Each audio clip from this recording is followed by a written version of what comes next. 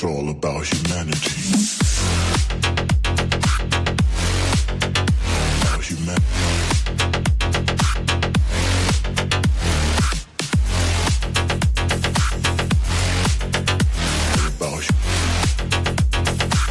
It's all about humanity.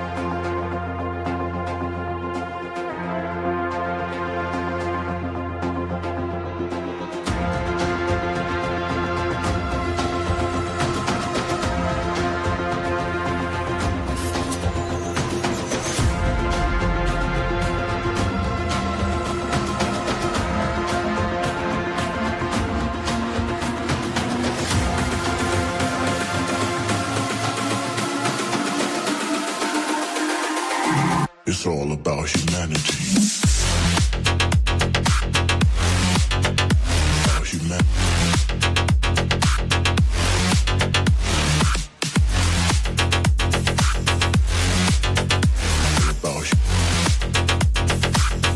About humanity.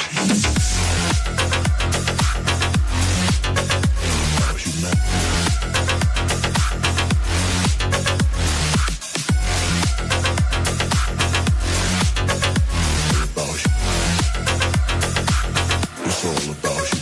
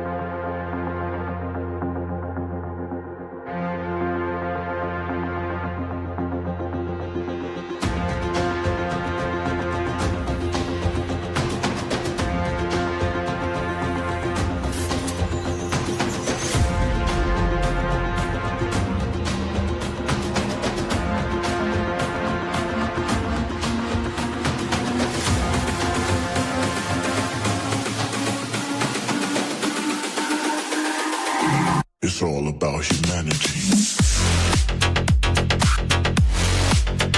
About humanity.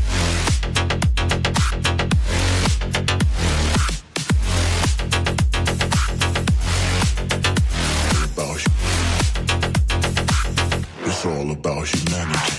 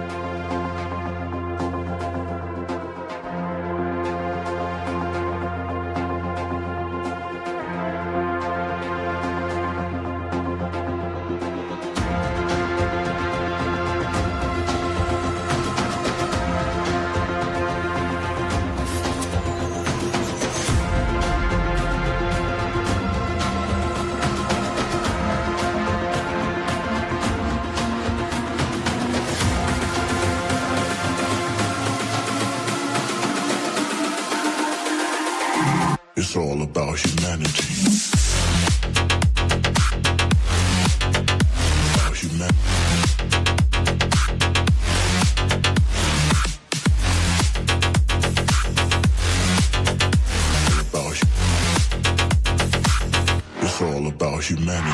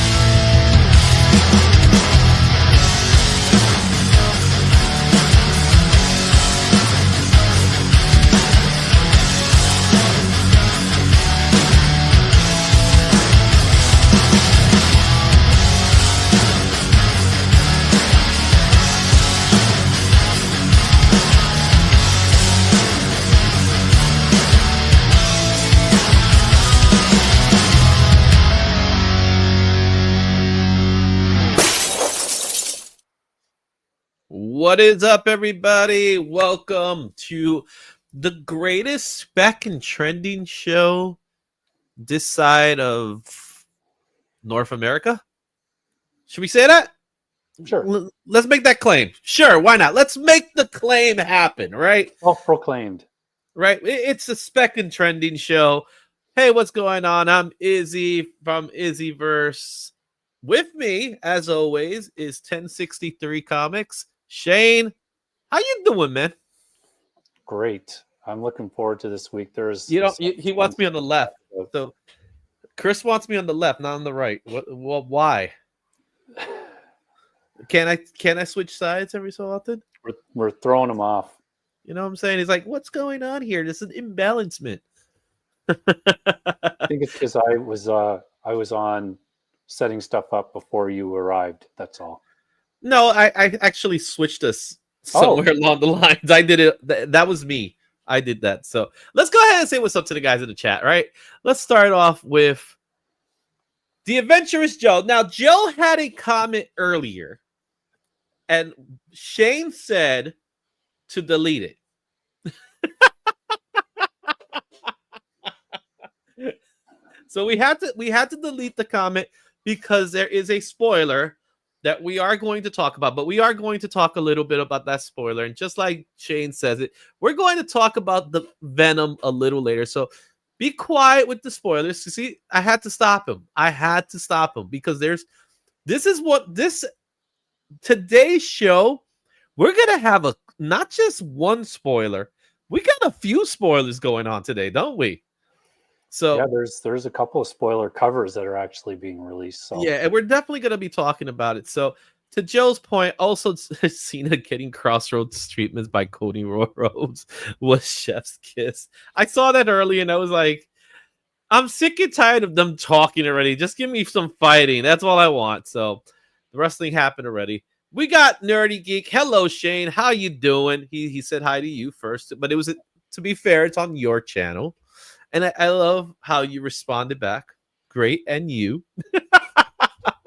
And then he says, Buenos tardes, Izzy. ¿Cómo está, mi amigo? Yo estoy muy bien, gracias. See, we got this. I guess you could say bilingual show. Right? Sure. Maybe even trilingual. English, Spanglish, whatever language I speak whenever I feel like it. French. Got a Relish in the house. No, I don't do French. You do French? Sure. A little bit. Yeah, I do none of it. All right. We got Arelis in the house. What's up, Arelis? We got the Watcher watching. How you doing, Watcher? This might be the first time I see you. So thanks for stopping by. Let's roll. Oh, we were talking about Chris earlier, right? Because we're gonna be looking at one of the comic books, and all we were talking about is what Chris would put for that. When we get there, he'll know exactly what I'm talking about. All right. I'm good. Anxiously waiting for the full set of Spears Vampirellas to come. There's a lot. Right. Black Crowns Lando, my man. Go check it out. He's my fellow Cover Price colleague, because we do the Cover Price videos. He does it on his end. I do it on my end. So welcome, Lando. We gotta invite Lando to the show one day. We're gonna be doing some more. We're gonna get invites back, so don't worry. We'll start doing a little bit of that. All right. Joseph, that was pure glorious. What a promo. Yeah, they were killing each other in these promos, man. And there it is. Izzy. Izzy. Put Izzy on the left and Shane on the right. Should we switch this? Should we switch back and forth? Should we do that? Should we do? Does this work? Is that better, Chris? Does that make you happy? Does it? Does it make you happy? Please respect my OCD. Yeah, well, that just shows that he's a really big fan because he watches enough that he has a preference. He has to see us this way. All right. Good afternoon, everyone. Just finished cooking up some homemade chicken strips. There we go. Tony, my boy. Tony, how you doing, man? Tony. And we got Mark from Legion of Cons. Heck, guys, I think that's a new language. All right. Check this one out. It's not a spoiler, Izzy. It's all over the blasted internet. Because it's on the internet doesn't mean it's not a spoiler. It's still a spoiler. It's literally called spoiler cover. So we'll talk again. We're gonna get to it. Don't worry, Joe. We'll get to it. But I don't want to mess it up for everybody. All right. Love me some Rhea. Now everybody's talking wrestling. You see, when I started the channel, I had some wrestling talk in it. No one cared, right? Now everybody wants to talk wrestling. And Chris, the comic vet, should we give him a blue wrench? I think he deserves a blue wrench. So, Chris, you will be anointed a blue wrench. I actually thought you had one, to be completely honest. So I actually have to open up my streams on my end to get to you. So let's give him a blue wrench because he's well deserving of it. There we go. So let's go here. Let's go to the comments, and there's Chris. And you are, I got to scroll down a little bit here. As a moderator. And there you are, Chris. You have been anointed with a blue wrench, my friend. You say when. Yeah, we'll do it, bro. We've been talking about it. See, now he feels better. You see? Chris is on fire today, right? I hope we don't get a repeat of Shane's temper. Oh, we might. We definitely might. We talk. There's a possibility. LOL, I just killed me already. Izzy just has to be right. And apparently I have to be on the right. Or no, I have to be on the left. Right? Or shall we do this again? See? Now I'm on the right. See? But Chris, we gotta do it for Chris. There you go. Boom, you got a wrench. So today we might have a shorter show today because we're not gonna do one segment. One of the segments is actually not happening. That's 30, 60, 90 because we're at the 5th week of the segment. So when we're on the 5th week, it actually throws off the 30, 60, 90. So we can't really do it. But we usually take 10 minutes of 30, 60, 90 anyway. So it might be shorter by 10 minutes, guys. But Chris wants to let everybody know 23 months a member. Wow, dude. Thank you so much, man. I really appreciate it. I didn't know we were I had this thing going on for 23 months already, man. But you know what? You're going to get a thank you.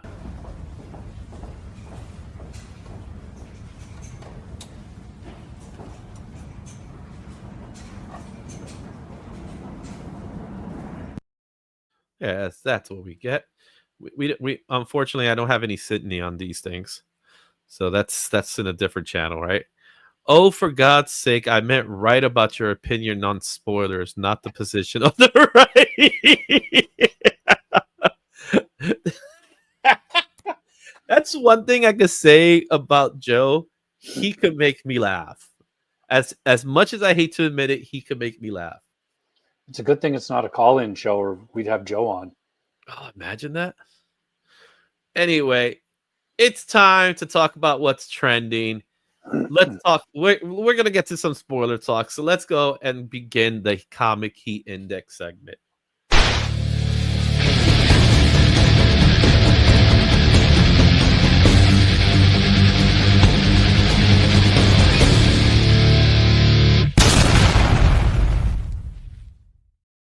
Welcome to the top trending comics for the first week of April. As of this recording, it is definitely March 31st. However, we're going to be doing this for the first week of April because this week is the first week of April. Shane, we're looking at this top list. We got 4 comic books in this list, 3 of which are returning. There's one new one there. So what we see here, what do you think? The only one, well, besides, we talked about the Spawn beforehand, but the only other one I know about, I remember the Invincible, is the 1 in 25, the Adam Hughes down there. Well, the Adam Hughes was in last week's list. I don't know if you remember, it was there. So it's still hot. We got 2 weeks in a row. The Daredevil one was in the list. Was on the list last week as well. The new one here obviously is the Spawn, and for good reasons why it's on the list this week and it wasn't on the list last week, because it didn't exist last week. Let's take a look at our honorable mentions, starting with, we got 2, and it's the Lucky Devils third printing 1 in 25 black and white Jenny Frison cover. This cover is currently going for $100. Would you believe that? $100 for that? There's just something about her art in black and white. It looks amazing.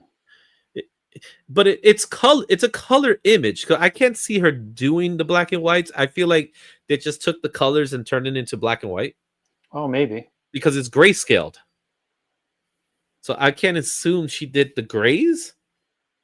But then again, that's a question to ask her maybe when we get to Heroes Con. It is nice. I really do like it. I like the snake, the serpent, and the apple. Obviously, it's taking references from Adam and Eve from the Bible. It's really, really well done. But then again, it's Jenny Frison. Why wouldn't it be well done? You know what I mean? Yeah. Mm-hmm. The other book on our list is Batman Hush. This is 158 number 1.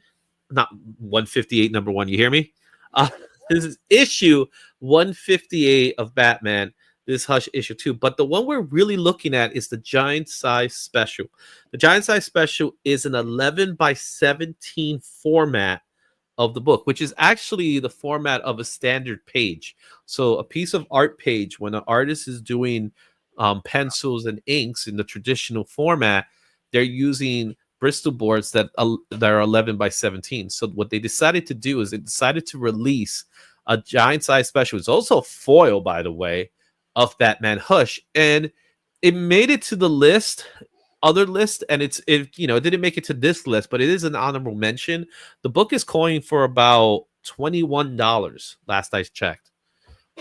It's a great book to have, but to store it will be a pain in the butt. Yeah, and on top of that, I checked all the stores around me and online retailers, and in my area, which is in Canada, near Niagara Falls, and I could only find the foil, not the regular. And then obviously to ship it, you can't roll it up, it's got to lay flat. So that's a huge box. So I'll be looking at one at the con when it comes through at the end of May. Yeah, it's a hard one. It's definitely a hard one to do because of that size. I cannot imagine they made so many copies. Yeah, they are doing them, I believe. What happened with this one was in the solicits, it was kind of at the bottom. Marvel sometimes does that. So a lot of retailers missed it, but they're doing that size for all of the issues, however many this Hush is. It's probably 12. Yeah. And so the other ones are orderable still. So I already put my order in for the second one, 159. Interesting. I would have just done it for the first one. I don't think that's a weird type of gimmick. You know what I mean? For the price tag, because the actual price tag is what, $11.99 American? Yeah, I think it's I want to say maybe even higher. It could be $14.95 US. I know it's about $21 or $24 here Canadian, like cover price. Yeah. Well, we'll see. Yeah. Well, those are our honorable mentions for this week. Before we even begin to talk about a list, I gotta give a shout out to Justin. No Good Comics. He's watching through your channel, Shane. What's going on? And guys, as you're watching the show, make sure you put that thumbs up, slam that thumbs up, and all that fun stuff that goes along with it. Share this, tell your friends, tell your peeps, all that good stuff. All right. Honorable mentions: 125 Jenny Prince's Lucky Devils, #1. That's the third printing, and Batman Hush, the giant size special. Let's go ahead and talk about some comic books in our list. And starting with Green Lantern 21. This is the 1 in 25 Mark Spears variant. This book just came out from DC Comics. Last recorded sale was $42 in a near mint. Fair market value of this book is at $44. There are no slabs at the moment because the book came out this week. It's #10 on Key Collector, #9 on CBSI, #5 in cover price. The sales volumes of this book is at 21%. The hype level is a medium. Mark Spears is at it again. But I'm going to say this with, knowing that some people are going to be upset with me if I say this. I'm not too fond of this cover. I said. I was just wondering are we going to have a week where Mark Spears is not mentioned or on a list this year? I don't know if we will or not. It's like they said, you're right. It's like they said, oh, we don't have Mark Spears. We got to get a Mark Spears book. Oh, just take that one. Take that one. You know? Yeah, I'm never been a huge Green Lantern person myself. So I'm not attached to this cover at all. It just doesn't, it doesn't have that same feeling that I get when I see the other covers. It's kind of, especially for Mark Spears being the way that he's been, it's kind of blah. Yeah, I do like the background, like with the elephant. I think that's cool. I just think there's something up with Green Lantern himself. Yeah. Well, I didn't even notice the elephant until you mentioned it. All right.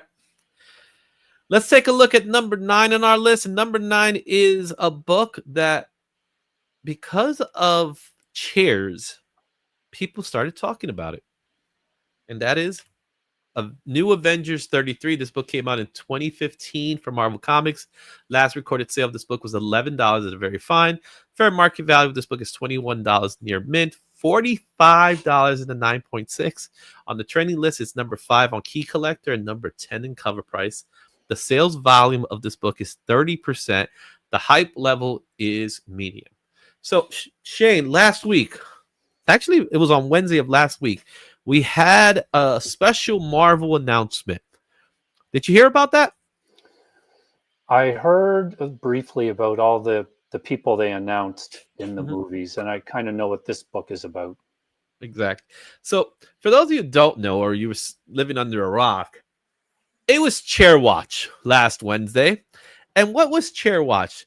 Chair Watch was sitting on YouTube for 5.5 hours looking at chairs with names of actors that are going to be in the next Avengers Doomsday movie. My favorite chair, of course, was Paul Rudd, because he had a little chair. He was the only one that they did something for. And I'm not going to lie, I did pop the moment I saw some returning X-Men characters. Patrick Stewart, Ian McKellen, Rebecca Romijn, Alan Cumming was a surprise. Kelsey Grammer, James Marsden. There was, however, a few omissions from that list, like Famke Jenkins. Where was Halle Berry's name in this whole list? You know what I'm saying? It's like that was awkward to me. But talk to me about this book and why this book is so important. So the big rumor / spoiler is that at the beginning of this new movie, or one of them, there's going to be an incursion. And this is the book that has the first incursion in it. And it's rumored that Magneto, uh, Professor X, probably a lot of those characters that you mentioned Mhm. are going to be part of this universe, and that Doom is supposedly the one that caused the incursion because he's trying to protect somebody. Mhm. So there's a lot of speculation obviously going on, but again, it's so early that that could change 20 times before they get to it. Exactly. And they're shooting right now. So as of right now, they're shooting in London, I believe. That's where they're in Europe. I know that much. And I think it's in London that they're making they're shooting the movie. So right now, as we speak, they're recording for the next Avengers movies. That's pretty cool. Um Honestly, I think the incursion thing is more it's I think that's less of a rumor and more of what the story is going to be about, because we are going towards the second rendition of Secret Wars, so not Marvel superhero Secret Wars, rather than Secret Wars, the Jonathan Hickman storyline. And this is the one that kind of started that story. As you can see in the banner, it says in 1 month time runs out Secret Wars. So this was a prelude to Secret Wars. So it sounds to me like that's part of the plan. What I am interested in seeing is, what does these X-Men characters have to do with this incursion? Obviously, it's going to be from a Fox universe, but will we see the death of these X-Men? And Oh what yeah, that means, we're going to see Patrick Stewart die yet again. again, yeah. I think personally, my thought is just they want to have some big names. They want to get it out there, but the plan is that they're going to go to this other world. There's going to be an incursion on it to let us know the stakes, Mm-hmm. and all those characters are going to fight bravely, but not going to make it. Mm-hmm. Yeah, there'll be some deaths for sure. All right. Okay. Number 8. Let's go into that one, and that is Batman 609. This book came out in 2002 for DC Comics. Last recorded sale of this book was $58 near mint. Fair market value is $53 near mint. $145.98. It is number 6 on CBSI. It has a sales volume of 37%.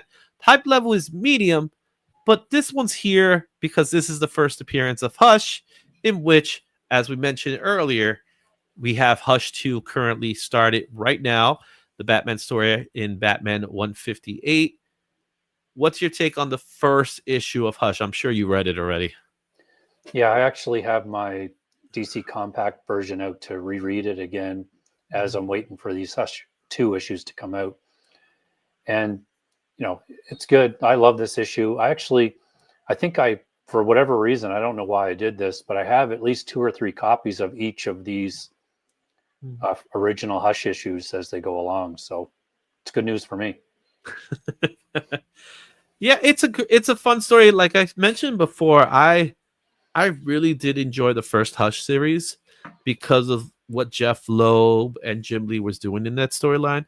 I know there are some complaints about this story not being as good, but then again, most sequels aren't as good as the original anyway.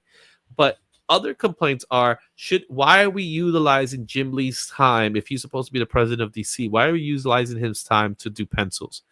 Because he wants to do it. Yeah. You get what I'm saying? And he's doing it on his time, not on company's time. So it's kind of like it's a secondary job.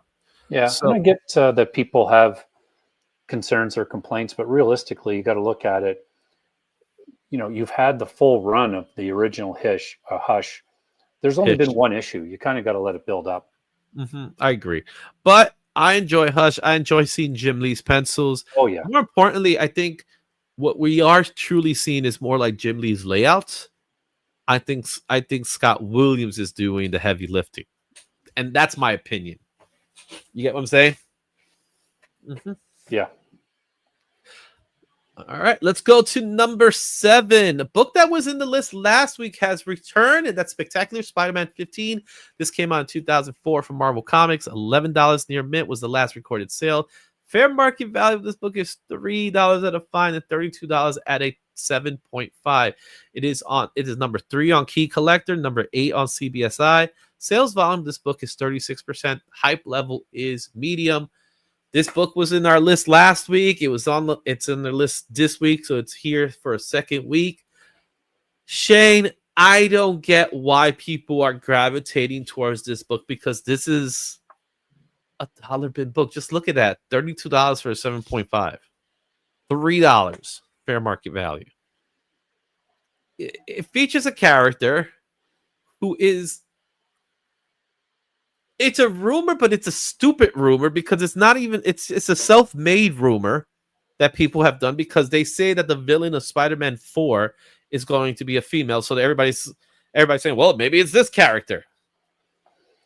Yeah, I mean, it's speculation, right? There's a lot going on right now. I'm going to have to look at this book and see what this character looks like. Exactly. It's Spider Queen. That's her name. That's the name of the character. It's a throwaway character, guys. Don't overspend. $11 is way too much for this book. It's a dollar bin book, and it'll stay a dollar bin book. And we're not going to have any answers till much later anyway. So why wait? You know what I mean? All right. Let's move on to number 6. And that is White Tiger #1. This book came out in 2007 from Marvel Comics. $40 near mint was the last recorded value. The fair market value is $32 near mint. $227.09.8. It is number 3 on CBSI. Sales volume is 31%. The hype level is high. We're still getting White Tiger comic books even after Daredevil. So, what's your thoughts on the last 2 episodes of Daredevil that we saw on Wednesday? Well, Tuesday, right? Yeah, so I haven't watched those 2 yet. I'm probably going to watch them tomorrow. So I'm behind by the 2, and then I'll catch up. So I have no idea. No spoilers. None taken. So, but here's what I will tell you about the 2 episodes. They're separate episodes. They're not a part 1 of 2. They're 2 separate episodes. The first episode, the synopsis is that Daredevil's in a heist. But the second episode, I think that's the one that's a little more beefier. That's where we finally get Muse, and we get to the story of Muse and some information about Muse. More importantly, that's the episode that makes this book a want. You know what I mean? Okay, great. I'm looking forward to seeing it. So this is the first appearance of Angela as the White Tiger. This is not her first appearance, but this is her first White Tiger book. That's why people are grabbing it. And there's speculation about who is she going to become the next White Tiger? Only time will tell. I don't think they're going to go that route, but then again, Marvel has been doing this a lot in their series where they're showing us teenage characters of characters that are to come. So they're creating some kind of Young Avengers or the Champions or something like that. That's what I think they're building towards, and I think that's going to end up being more of a TV series. This may be one of those characters there as well. All right, before we go to number 5, let's take a look at the chat because it's been a bit since I went to the chat, right? And let's start off with Kenneth Burr. How you doing, my man? Okay, I heard some folks were getting together. Yeah, they are. Chair wash was me watching me sitting in my chair working on editing videos. Still need to add my name to the back of it. No one saw Alan Cummings. Notice it's not Cummings. And then if they did, Tony, they will be considered pervs. And then we have ha ha ha ha ha ha ha or LOL. Ivy was telling Selena, don't be greedy. Plenty of Batman to go around or two. And the Fox characters at MCU, Caesar would we who are about to die salute you. Yeah, it's really exciting being able to see all those characters. You know what I mean? They're gonna finally be part of this. Oh MCU. yeah, that's cool. Okay, before we get to number 5, I'm gonna let everybody know we have a spoiler watch for this one. This is not a spoiler watch. This is a spoiler. Number 5 is a book that has been pre-ordered already. And it is a book that it officially has not come out, but will be out as of this Wednesday. but there are pre-orders out already because shops have been receiving them and they've been selling them.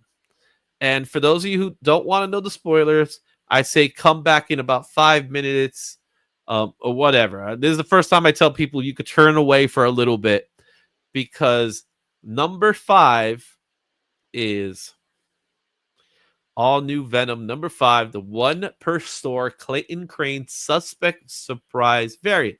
This book is scheduled to come out in 2025 this week on Marvel Comics. Last recorded sales already $25 for this book, and the fair market value of this book is $77 near mint.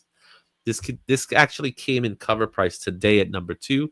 It already has a sales volume of 41% and a hype level of medium.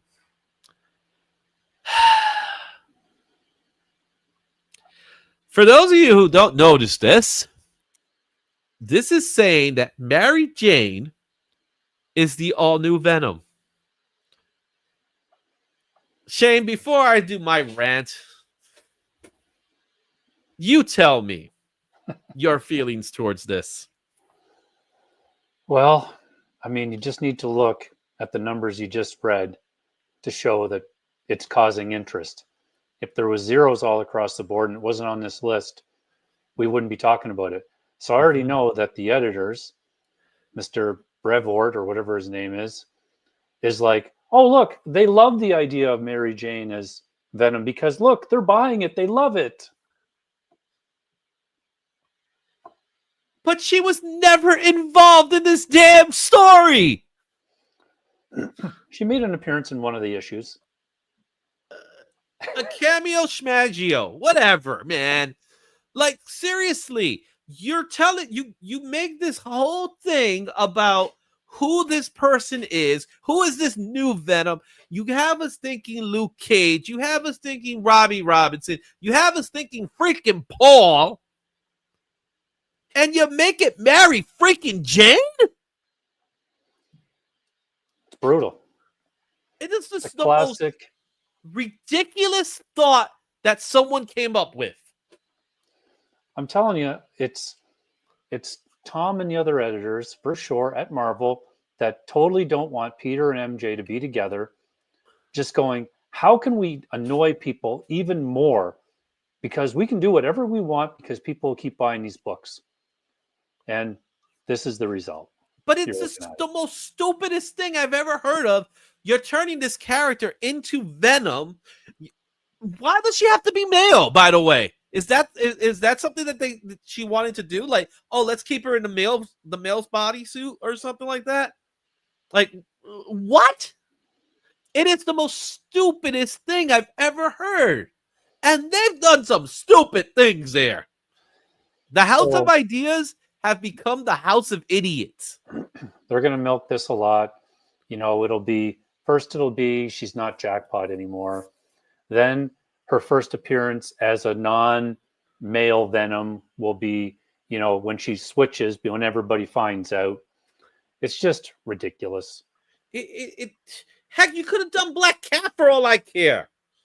But still, it's like, why are you taking these characters and just doing whatever your will is? Except for what people want. Yeah, give me stories that matter. Don't give me something just because you want to get a cheap pop. You're going to get some sales here. And to be honest, a 1 per store variant is not sales.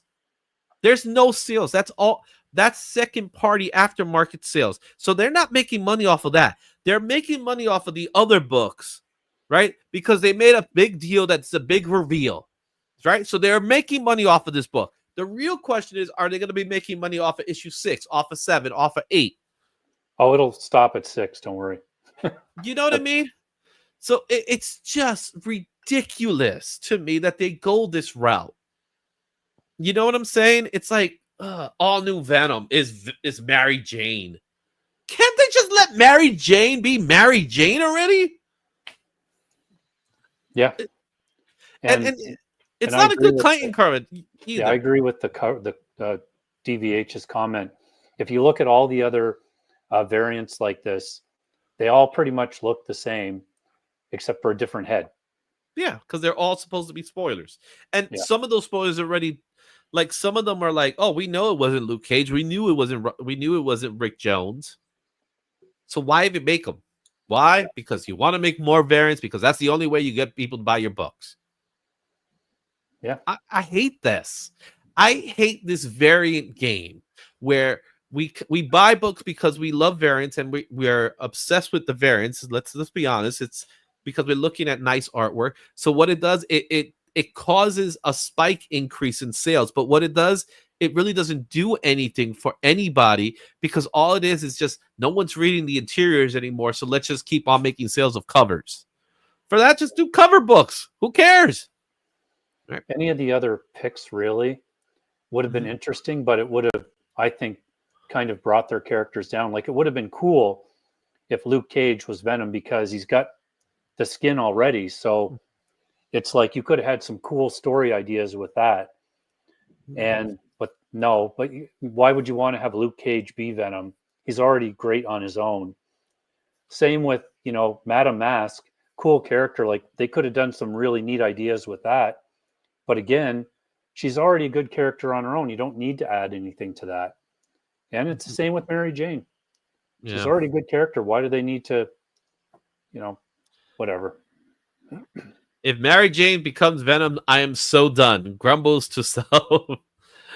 Stupidness, laziness, and pissed poor crap on the part of Marvel, who just ran out of ideas. And let's make her jackpot. Give her out of control dumb powers. Oh, and let's make her the new Venom, Raging Red Hulk. We'll talk about Hulk later. But evening, y'all, and who to you too, DVH. I can't stress how much I don't care for this MJ Venom bollocks. They should swerve us and make it the Chameleon or something. You know what? I'll appreciate if that's the case. Marvel's officially no longer the House of Ideas.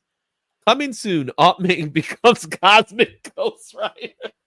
You know what's the best part about that, Tony? Honestly, you don't have to worry about her skin, because she's almost a skeleton already. Right? That cover stinks. Knowing Marvel, Tony, it's possible.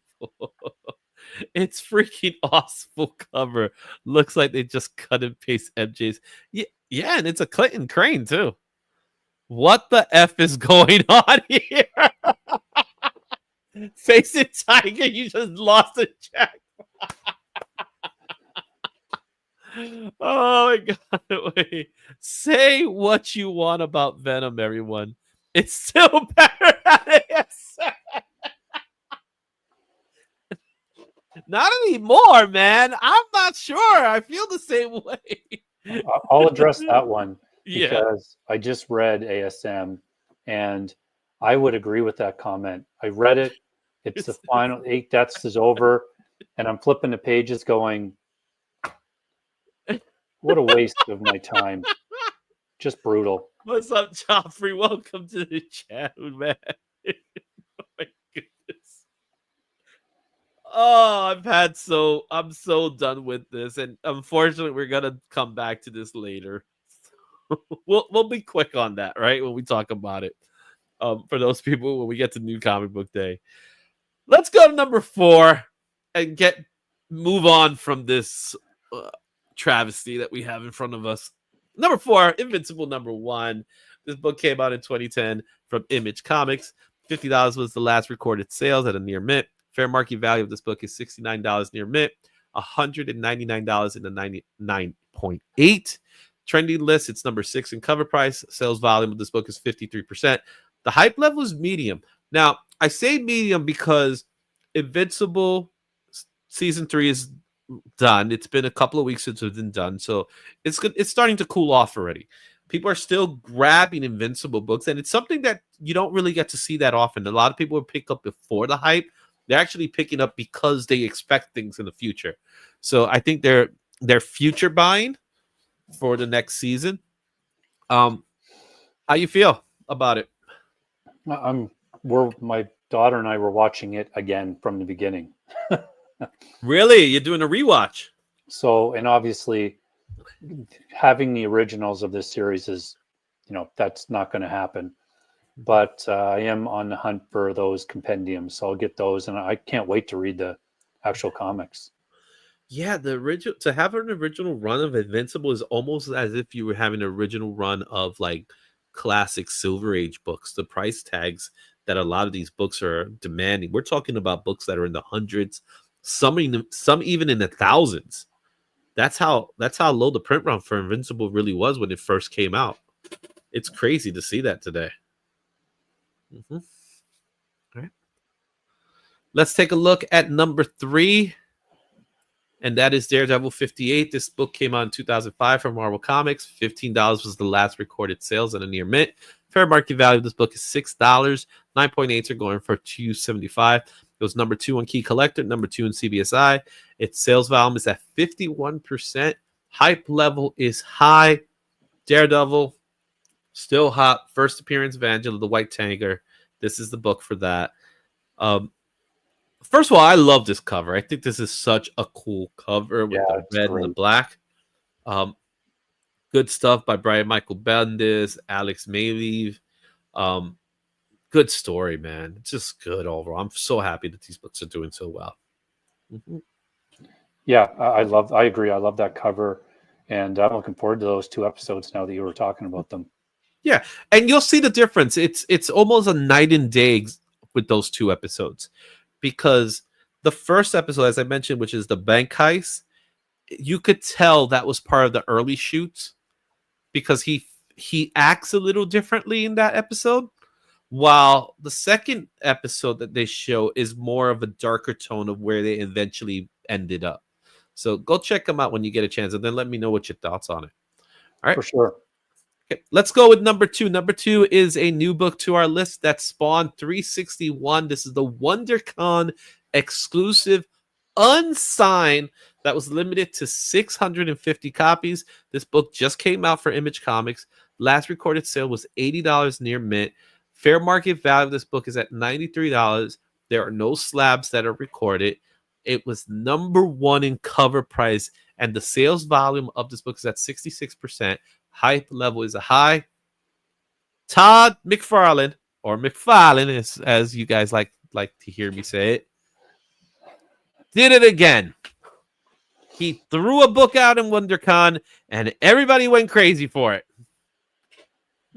Yep. Well, hey, when you go to Heroes Con, if he's there, or there's a McFarlane book, you know what you got to do. Wait in line. That's New York Comic Con, and I'm worried. I just want a signature. I don't care about the books. I want a signature. I need 1 signature. Oh, you're going to be there a long time. I got a little sway. I don't have to wait that long. I got a little sway. It's some time. You know what I'm saying? This is a great cover. Brett Booth did it again. Something about his covers lately have been so cool, and you got to give props to the colorist, because the colorist is making it even pop even more. Yeah, and the perspective as well, like with the chains coming into the foreground, looks great. It's also a wraparound, so this is a full page. So there you have it, Spawn 361, and our number 1 book of the week, The Last Boy, number 1, the 1 in 25 Adam Hughes variant. This came out from Boom Studios. Last recorded sale of this book's $123. The fair market value is $129. No slabs. Number 9 on Key Collector. Number 1 on CBSI. Number 4 in cover price. Sales volume of this book is 51%. The hype is high. People want this book, and they are buying, and they're spending money. Think about that. If the sales volume is at 51% for a book that is $123, that's insane. Yeah, it's a lot of money. And yeah, it's a great cover. I love it. It doesn't have a trade dress on it, so it kind of will, stand the test of time that way, because it won't be really associated to any series. It'll just be based on the cover, and we're all suckers for Adam Hughes. We all love his art. But not only is the Adam Hughes part that stands out, because obviously this is selling because of Adam Hughes, it's Tinkerbell. Tinkerbell sells. So you're going to have those non-comic book people hear about a Tinkerbell comic book. Not that this book is a Tinkerbell comic book, but she's in the book, and the cover itself features Tinkerbell in, she's quite a busty Tinkerbell. I'm gonna call it what I see, because I see it in front of me. That's what's making it sell. That I do believe, kind of like with Mark Spears with Universal Monsters, Adam Hughes plus Tinkerbell, you got some dollars. Yeah. Mm-hmm. So that's your number one book for this week. The Last Boy #1, the Adam Hughes 1 in 25. You got $125 to spend. This could be a good book. All right. What's your thoughts on this list? Tell me what you think about the ranking system. Which books do you have? Make sure you share your thoughts in the comments and stay tuned for next week's list. We might have some repeats next week. I think that Spawn might return. Do you think that Venom's going to return?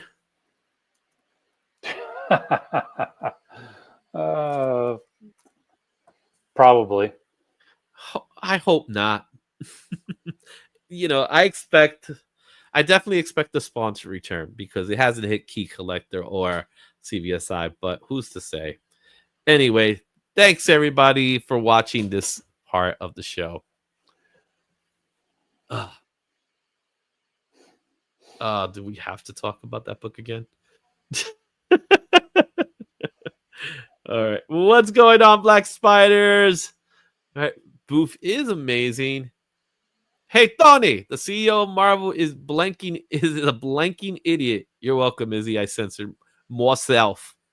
I appreciate that. What is going on, JSS Brooklyn? How you doing, my man? I have to tinker about. I love when Nerdy Geek says things like that, because then that means I could call them up and say, "Hey, Nerdy Geek, you mind giving me that book?" I have 2 comics blocked already. Which comics did you have blocked already? Oh, from him? No, just I've been typing and I've been a little bit too verbose in my comments and they've gotten shut down. I get the warning. It shows up and says, "Hey, we're not letting this through. Maybe reword it." It's great. Oh my goodness. Hey guys, in case you didn't know, and I'm sure most of you know this already, but in case you don't know, I have a show at Cover Price.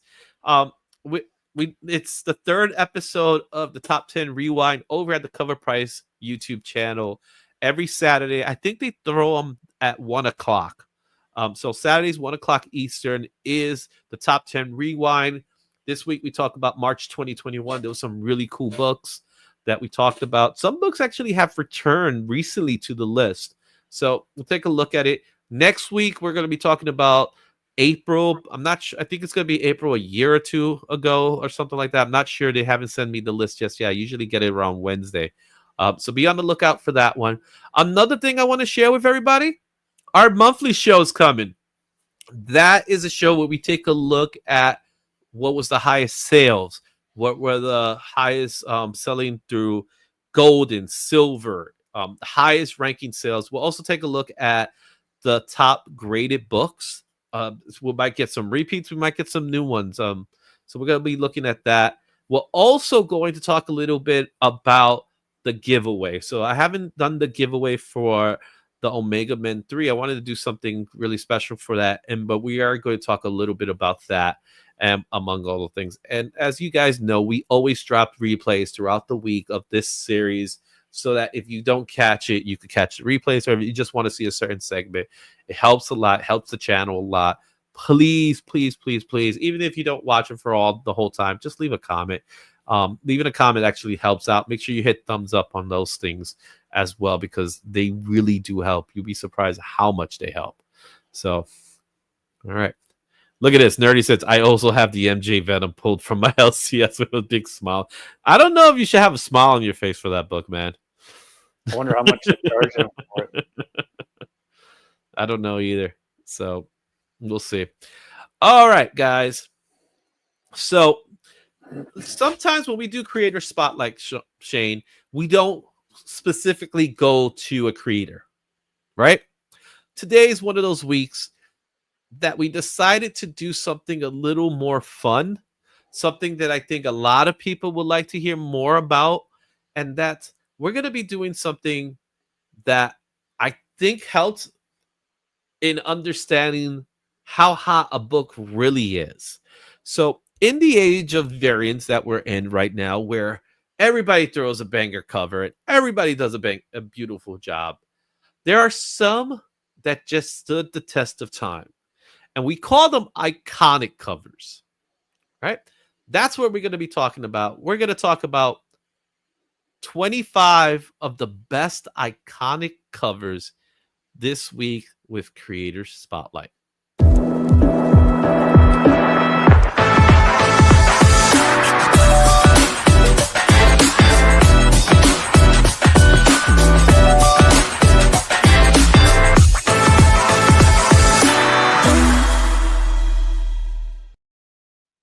Welcome to Creator Spotlight. This is the segment where we talk about iconic covers, or we do a creator spotlight on either an artist, a writer, or something like today where we're really going to be looking at some iconic covers.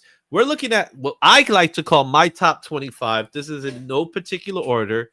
The order that it's in is really chronological. And Shane and I looked at a couple of books and we said, hey, these are some really good iconic covers. But here's the catch we're going to talk about is what makes an iconic cover. So that's the question I'm going to pose to you, Shane. And really the question is, what would consist of an iconic cover? Well, I think for sure it's something that is going to stand out for one reason or another. And iconic, I think we're going to eliminate infamous. So we're going to drop any kind of new Frank Miller cover is not going to be an iconic cover. But something that when you go to a comic show, it's one of the first things that every vendor puts out because they want to draw your eye to their booth. Things that are going to look good, whether it's a wraparound cover or not, and some are, and things like that for sure. Yeah, instant wall books, right? Yeah, that's what we'll call them, instant wall books. So there is a criteria that we're going to be following with these covers. What they are not are keys in that way. So we're looking at non-key iconic covers. So every book on this list is a key only because of the cover and not because of a first appearance or a major event or anything of that nature. So if there's an iconic cover that's missing from this list, if it's a key, it's not going to be on this list. We're simply looking at non-key iconic covers. Now, I will there are some that there are exceptions to the rule in which it may have a first appearance, but it's a first appearance of the most minor of minor characters. You know, like, I don't know, like a mailman or something. I don't know, something along the lines, or a character that has no legitimacy. No one cares about this character. So there might be one or two there, but for the most part, all of these covers that we're going to be looking at in this list, they're special covers that people want just because of the cover. All right. Is there any other criteria, Shane? Yeah, I think Black Spiders actually just said a really good point that we missed, is they could be posters. And most of them are posters, actually. Mm-hmm. Posters, T-shirts, mugs, notebooks, all that stuff. All right. Yeah. So let's go ahead and start with our very first iconic cover, and we're going to go all the way back to 1967. Tales to Astonish, 93. This book came out in 1967 from Marvel Comics. The high sale of this book is $275 at a 5.5 in September of 2023. The last sale was $19, and this came out in November of 2023. The raws are going for $19, while the 5.5 is the fair market value of the book as engraded. There's currently 2,130 copies of this cover, and this is iconic artwork featuring Hulk and Silver Surfer by Marine Severin, a name that you don't normally hear that often. But she's a great artist. I love this cover because if you look at it, Silver Surfer is actually dragging the Hulk along just by, by his arm essentially, or the Hulk is being dragged. Just looks cool. Yeah, there's a little bit of Kirby in Silver Surfer. Have you noticed the way he looks? Right? And then, so there's a little John Buscema, a little bit of Kirby in Marine's art style because she does a lot of inking. She did a lot of inking in her time as well. This is her cover, which I'm really happy that the first book in our list is done by a woman. You know what I'm saying? It's a really good one too. And I hadn't seen this cover before either. I think it looks great. Yeah, it's a great cover. It is iconic. It may not be as iconic as the other ones, but it's definitely iconic. Our next book from this list, Fantastic Four 72, 1968 from Marvel Comics. The high sale of this book is $25,389 in a 9.8, and that was in June of 2029. The last sale of this book was as a $60 in a no grade. The raws are going for about $37, while you could get a grade for 7.5 roughly at $228. There's currently 2,481 copies in the census. This is classic Jack Kirby Silver Surfer. Now, we talk about Fantastic Four 48, 49, and of course, we look at 50, and those are iconic covers. Everybody knows about that famous brown cover. But I honestly think this is better. I like the red background with the Watcher watching Silver Surfer. Oh, yeah. I thought the Watcher, my first kind of exposure to Watcher was in Secret Wars, the first one.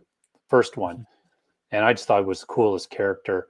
And I agree with you. I love the red background with the black and with the Silver Surfer there. It looks so good. Yeah. Yeah, and you can't like Black Spiders, you can't go wrong with Kirby. He's just too good. You know what I mean? Really good stuff. But $25,000, 9.8. That's insane. That a 9.8 exists of this book. There's not many. There's only a few. Our next book in our list is also iconic.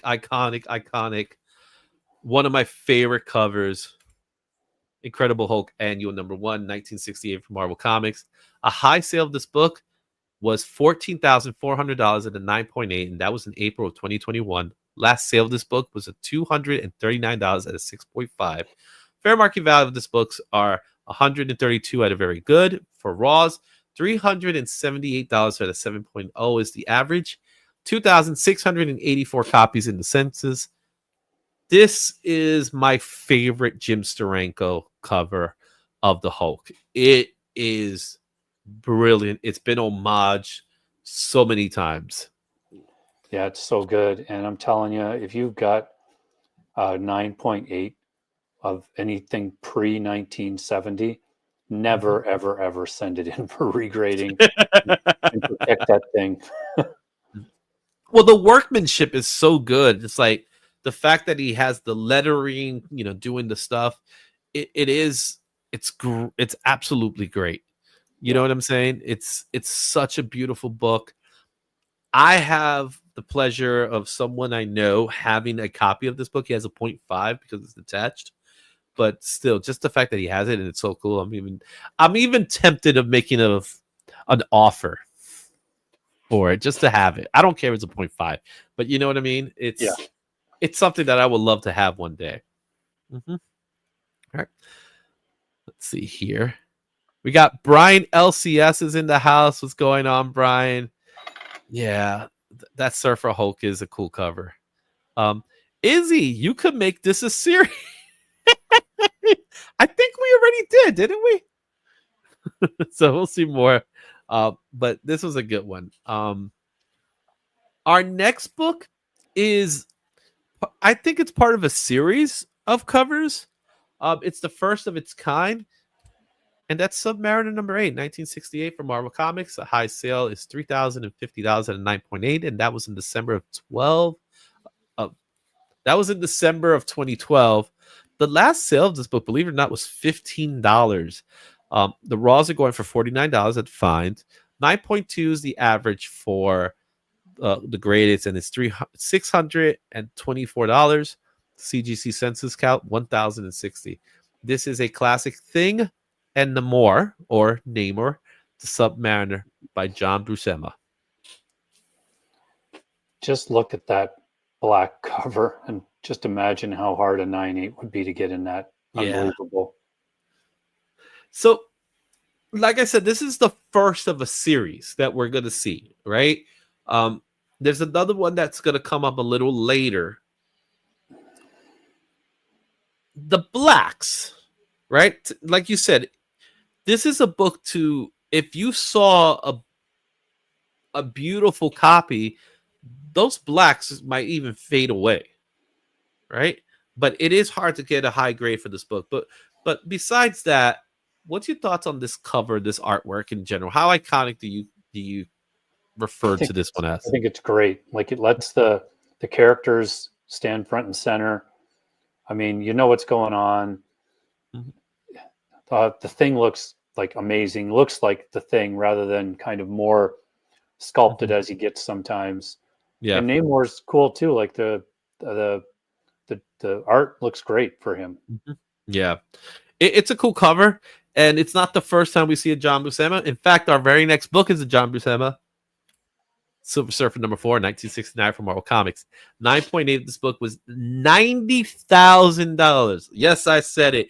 $90,000. That was in June of 2021. And last sale of this book was $304. That was at a no grade. $405 is very good. That's the fair market value. While 7.0 is $885. $895, excuse me. 5,832 copies in census. And clearly one of the greatest Silver Age covers of all time. Thor and the Silver Surfer about to do battle. Yeah, and again, you know, it's one of those covers where the action dictates part of how iconic it is, because they're about to do something and you want to find out what it is.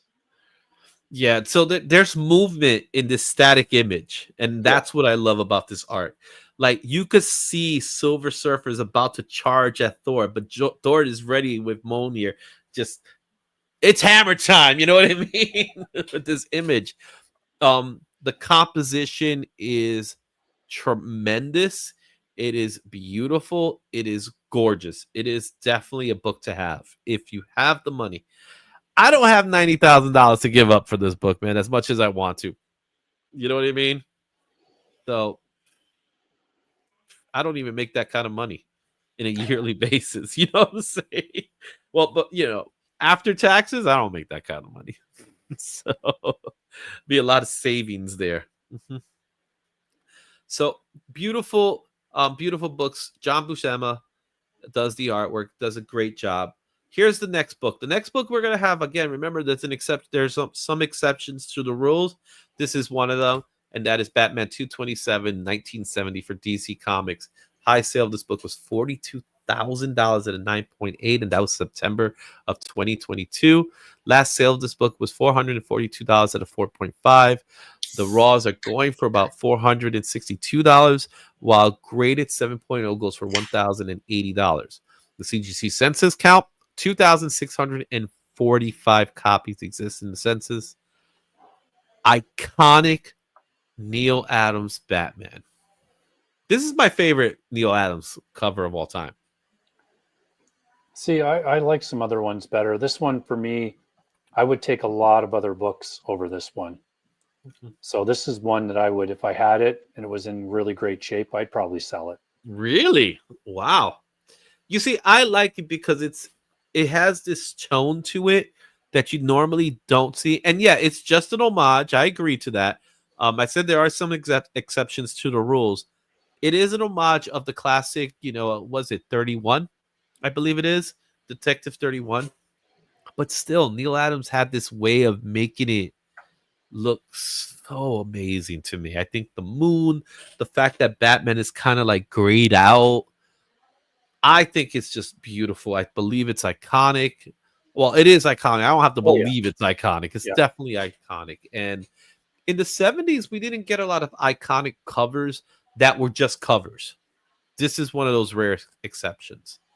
You know what I'm saying? Yep. And speaking of Neil Adams, let's go to our next book, Superman 233. This book came out in 1971 for DC Comics.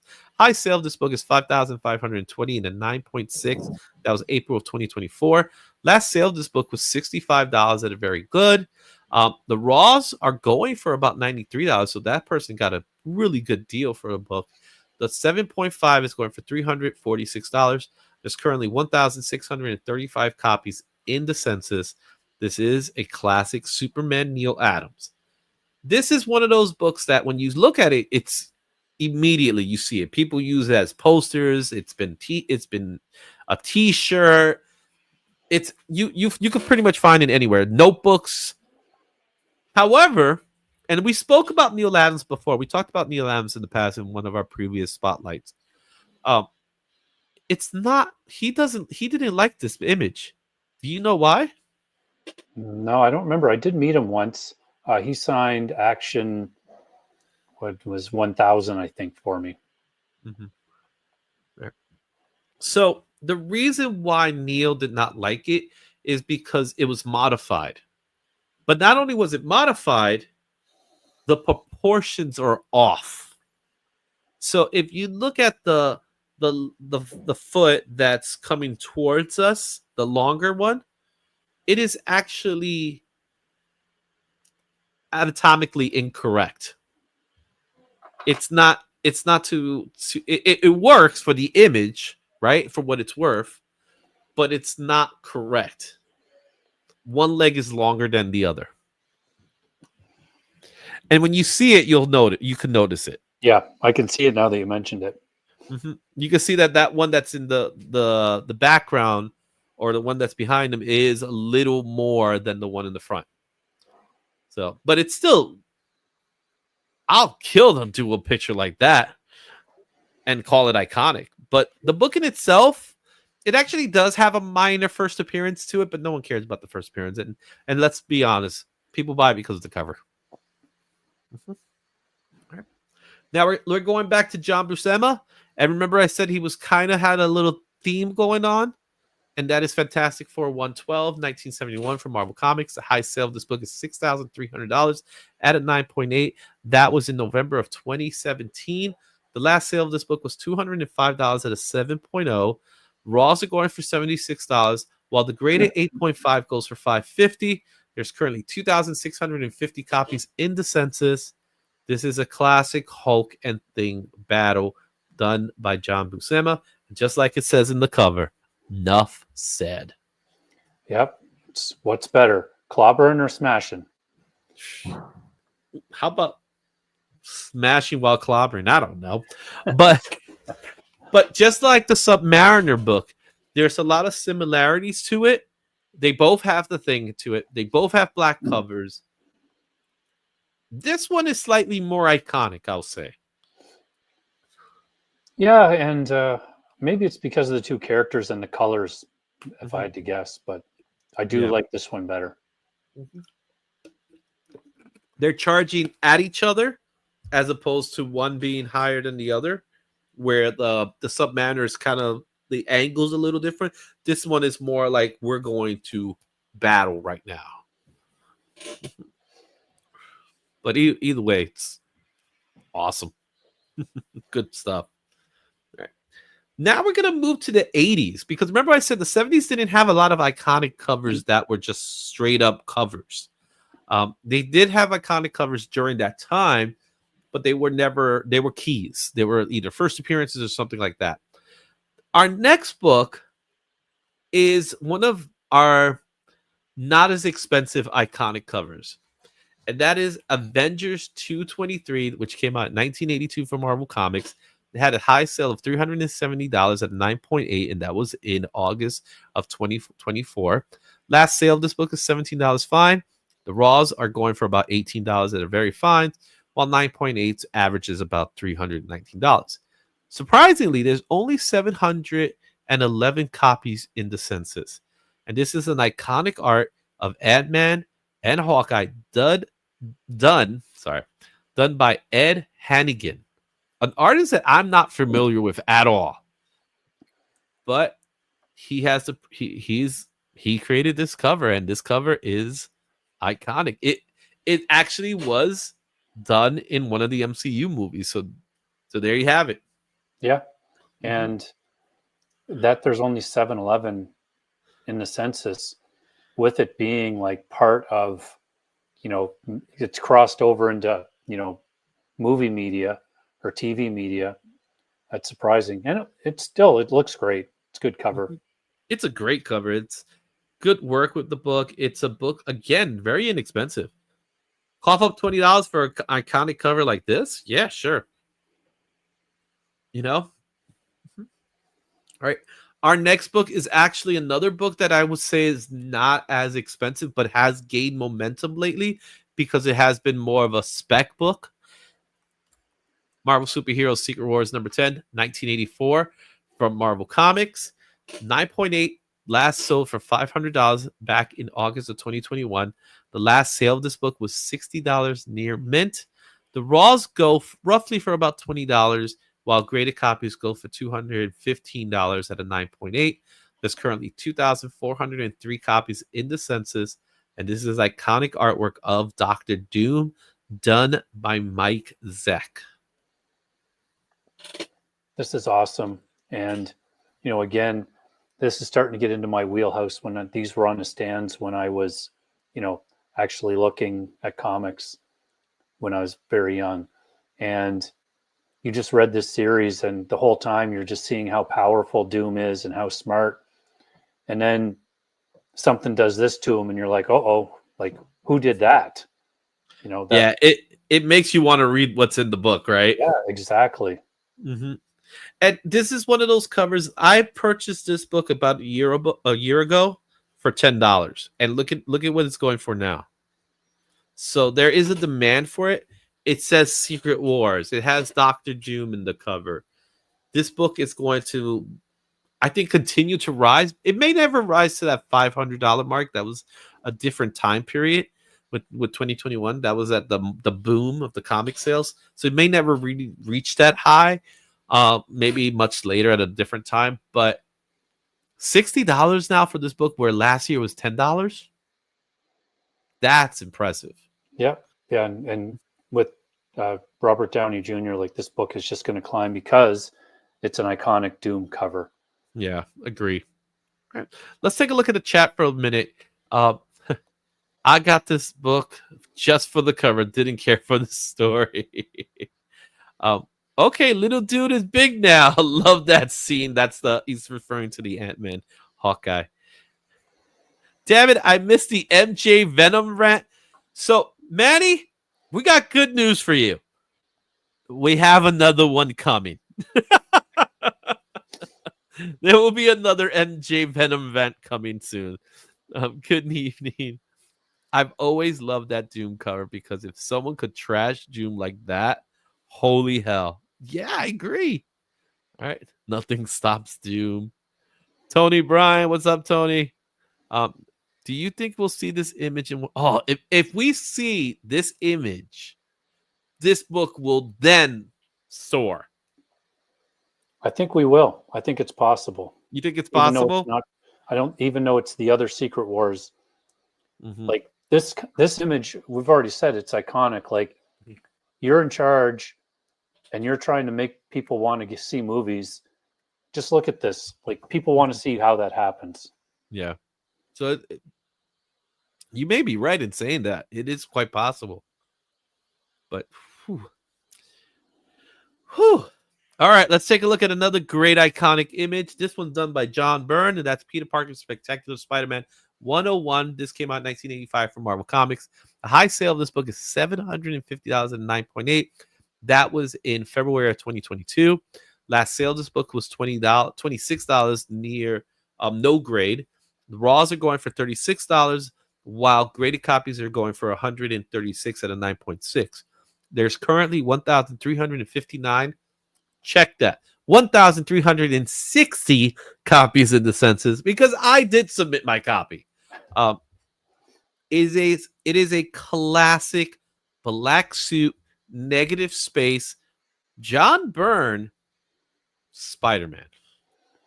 Yeah, and in the lesser known and loved Spectacular Spider-Man, which I think is a hidden gem of the series for sure. But again, this cover, you look at it, you want to buy it, it stands out. It's just, especially when you see it in person. I know you've seen it, but I just closed this run out a couple of years ago and picked this book up. And when you have it in your hand, it's like, wow, this just looks awesome. And the fact that it's John Byrne that did this one, it shocks me a little bit because John Byrne has this aesthetic style, as he has a lot of detail in his art style. This is one of those rare occasions where detail doesn't matter, right? Because you have to play with negative space here. You have to focus on the blacks and the whites to make it work. And man, he made it work. Easily one of his best works. Very different than what he normally does. But this one stood the test of time.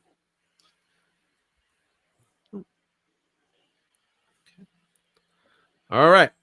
Let's go to another great Mike Zeck cover, and that is Captain America Annual number 7, 1986 for Marvel Comics. High sale of this book was $780 at a 9.8, and that was in January of 2022.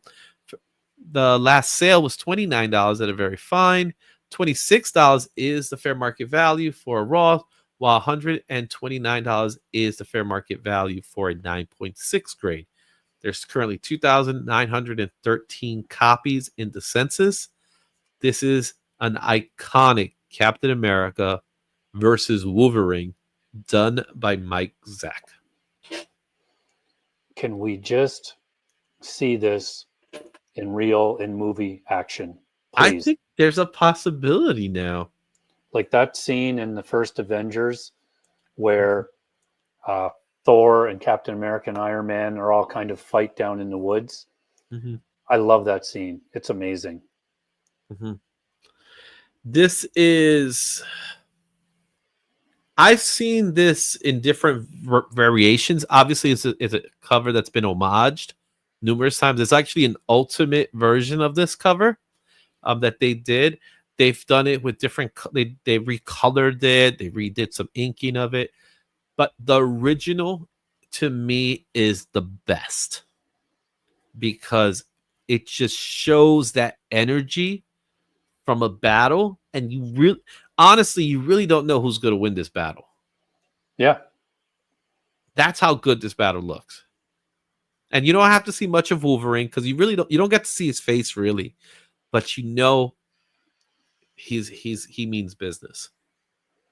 Yeah, so I just love this cover because it answers those comic nerd geek questions of, well, who could pick up Thor's hammer? Well, what about Wolverine's claws versus Captain America's shield? Like, we all want to know that stuff. Mm-hmm. Yeah. All right. This is going to be the first of quite a few. Batman 423, 1988 for DC Comics. $3,200 and 9.8 at a high sale was September of 2023. Last sale of this book was $163 at a no grade. The raws are going for $121 at a very fine. $410 is the fair market value at a 9.6. There's currently 5,717 copies in the census. And this is the first Todd McFarlane cover that we're going to see on this list. Definitely not going to be the last. Featuring Batman. I love this cover. Obviously, totally iconic. I love the story behind it, that he's just, pressed for time and had to get something done. So he didn't want to do all the body work and everything, but just amazing. I love it. I've seen artists do the body work, like what it looks like inside, and they've had some fun with it. Uh, I've been on the hunt for this book. Now, it's not that I can't find this book because every convention I go, I find it. Every convention I go, I cannot find a price I'm willing to give up for it. You get what I'm saying? So I want to be able to get this book. I want to be able to pay what I consider to be a fair price. Right? I don't want to pay $121 for this book. I want to be able to pay a little less for this book. I want to get the first printing, even though the third printing is easily as hunted as the first printing. Honestly, I don't care about that. I care about the first printing. I care about McFarlane's Batman logo in the corner in the bottom. I like that a lot. And I think this is one of those books. It's like, we look at all the other covers, which we are going to look at some of them. This one is so good, man. What he does with the cape is amazing. Yeah. This is one of those ones that's in my pile to be graded. It'll probably go out sometime this year.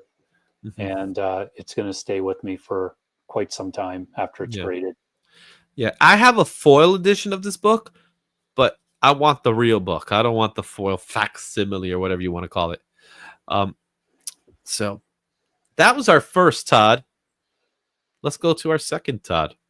And that's Incredible Hulk 340, 1988 from Marvel Comics. The high sale is $3,612, and that was in May of 2023.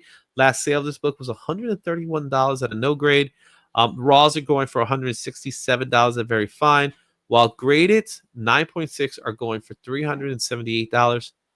This does have a high census count of 14,272 copies because everybody I know loves this iconic Wolverine and Hulk by Todd McFarlane.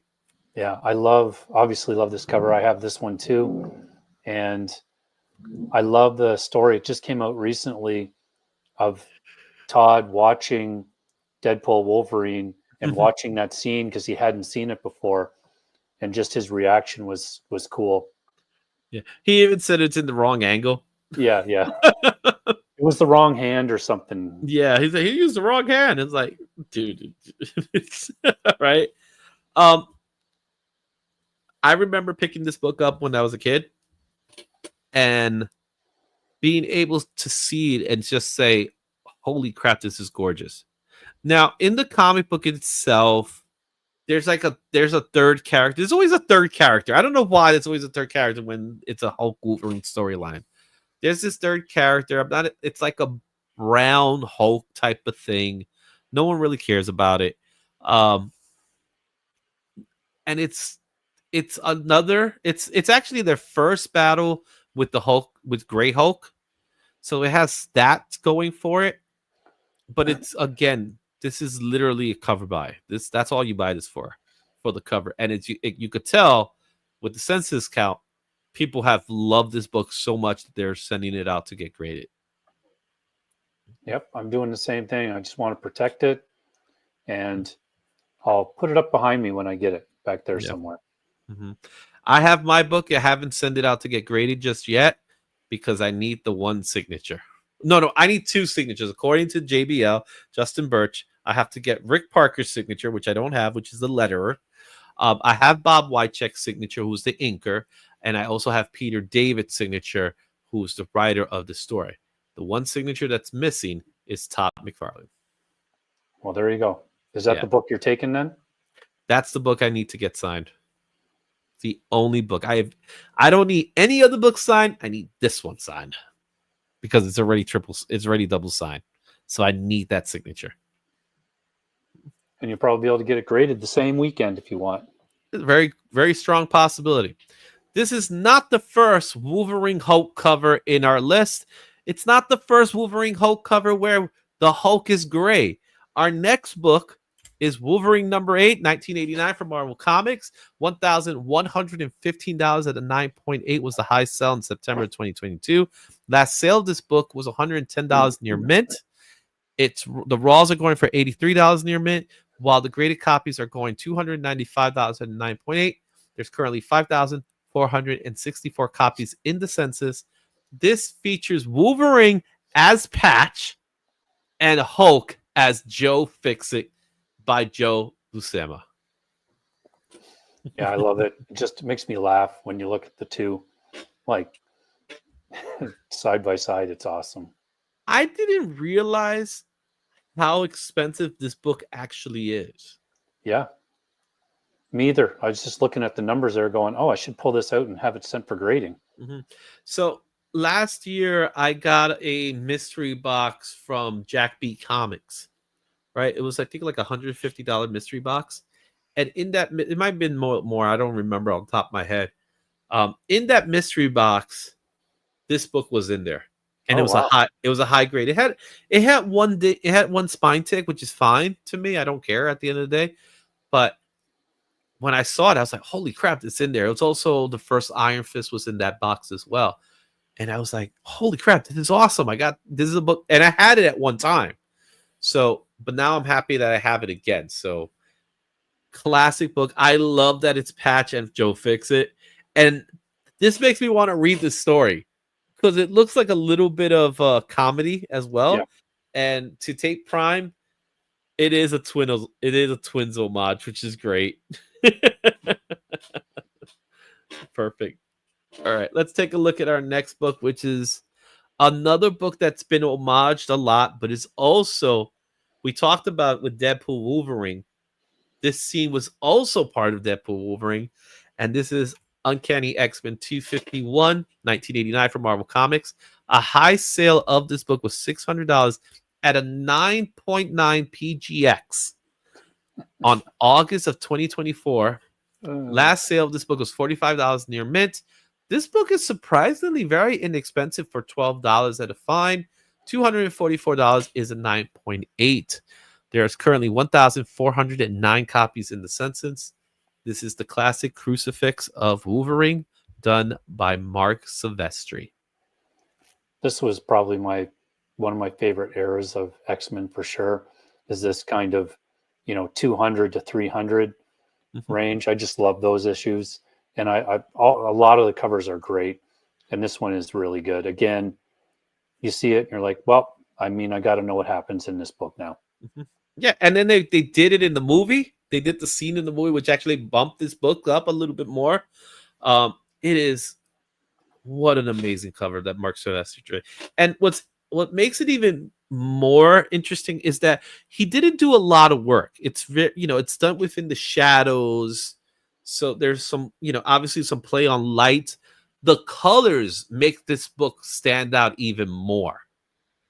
The purples and the greens. So the secondary colors are actually making this book even more iconic in my mind.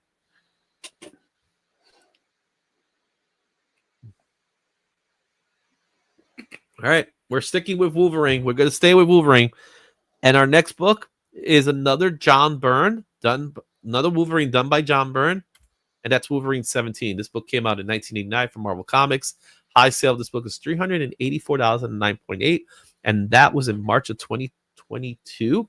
$11 was the last sale, and $17 is the fair market value for very fine, while graded copies goes for $160 at a 9.8.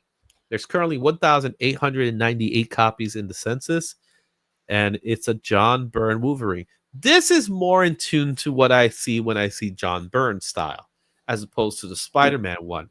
But again, John Byrne is known to have certain details, but this one has a little bit more details than what he's done before in the past. Yeah, I love this. I love the red background. Like, again, wall book, it's going to stand out. Mm-hmm. This is on posters, T-shirts. This is on everything. It's just a really awesome looking cover. And I love the pose of it, too. It's just great. And he manages to get the whole thing within the box, right? Yeah, so he's like in the box, because sometimes he'll just get cut off the arms, but it works. It's an image that's coming at us, and it's like, I don't want to mess with this guy. Got the claws out too. Yeah. Our next book here is another iconic image. We talked a little bit about Hulk. We looked at some Spider-Mans, and we talked about Todd McFarlane. So let's go with our next iconic Todd McFarlane book, and that's Amazing Spider-Man 328. This book came out in 1990 from Marvel Comics. A high sale of this book was $432 and 9.8. That was in April of 2022. Last sale of this book was $102 and 9.8. This book goes for about $23 near mint, $107 at a 9.8, 4,401 copies are in the census. This is an iconic Spider-Man and Hulk cover. I loved this era of ASM. Like, you know, again, not to go too far down the rabbit hole, but look at what they're doing now by giving Spider-Man all these crazy powers. But look at what they did then, and they did it so much better because he didn't just have powers and was using them. He was like, you know, just using them by mistake, really. And this battle here, it's awesome. Like, again, you see this cover and you're like, Spider-Man is punching the Hulk in the groin. Okay, I'm buying it. And Hulk's like, Yeah, with his green tongue. you know, and this is Cosmic Spider-Man. But what's significant about this book, again, this is one of those rare keys. It's a minor key. It is the last Todd McFarlane on Amazing.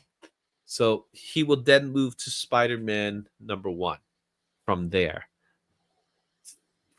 What can you say, man? And what's great is how contained it is. Yeah. Because it's just like they're cramped up. They're, you know, Hulk is cramped up. Spider-Man is doing his thing. The trade dress is just losing its marbles right now. And you still get the UPC box, like, done with the cool art. Just awesome. It's such a cool cover. All right, moving on. We're gonna stick around with Amazing Spider-Man. And this artist, I don't know if it's a blessing or a curse, but it was the man that always had to follow Todd McFarlane. I think it was a blessing, but Eric Larson does not get the credit he should deserves. But what's really good about Eric Larson is that he should get the credit for giving us the Venom that we know and love, the way a lot of people like Venom, and that is Amazing Spider-Man 346. This book came out in 1991 from Marvel Comics. A high sale of this book is $440 at a 9.8. That was in March of 2023. Last sale of this book was $4. Would you believe that? The Raws are going for about $24, while 9.6 are going for $53. There's currently 2,152 copies in the census. The reason why I say he deserves the credit for giving us the Venom we know and love is because if it wasn't for Eric Larson, we wouldn't have that tongue. Yeah. Right? Because he was all Todd did was made him smile. Yeah. I'm kind of on the fence. I like both versions. I like things about both of them. But yeah, I mean, that does look awesome. All right. It is such a standout cover. We know already how dangerous Venom is, right? We already knew it. This was a return of Venom, and man, you see Spider-Man is just scared out of his mind because Venom's gonna rip his head off. Izzy, I'm just going to tell you now, imagine a Spider-Man movie. Let's call it Spider-Man 4. And there's no world saving. There's no other shenanigans. There's no 20 different characters or villains. It is only the story of Venom and Spider-Man. And especially that whole thing that you mentioned about, especially when Venom was first around, and like, Peter just doesn't know. He can't sense him. Venom knows everything about him. He's showing up at his house. Like, you could make it into a really cool superhero horror movie. I think it would be amazing. Yeah, and it had that intensity. When you read those, the intensity was there. When Venom showed up, it was like, how the hell is Spidey's gonna get past this? Yeah. You know, of course we found out sound and all that stuff, but at that time you didn't even think about it because of that. I agree with you. I would love to have seen a proper Spider-Man pretty much running away from Venom the whole time. Yeah. I could see that all day, right? Okay, here's the greatest part.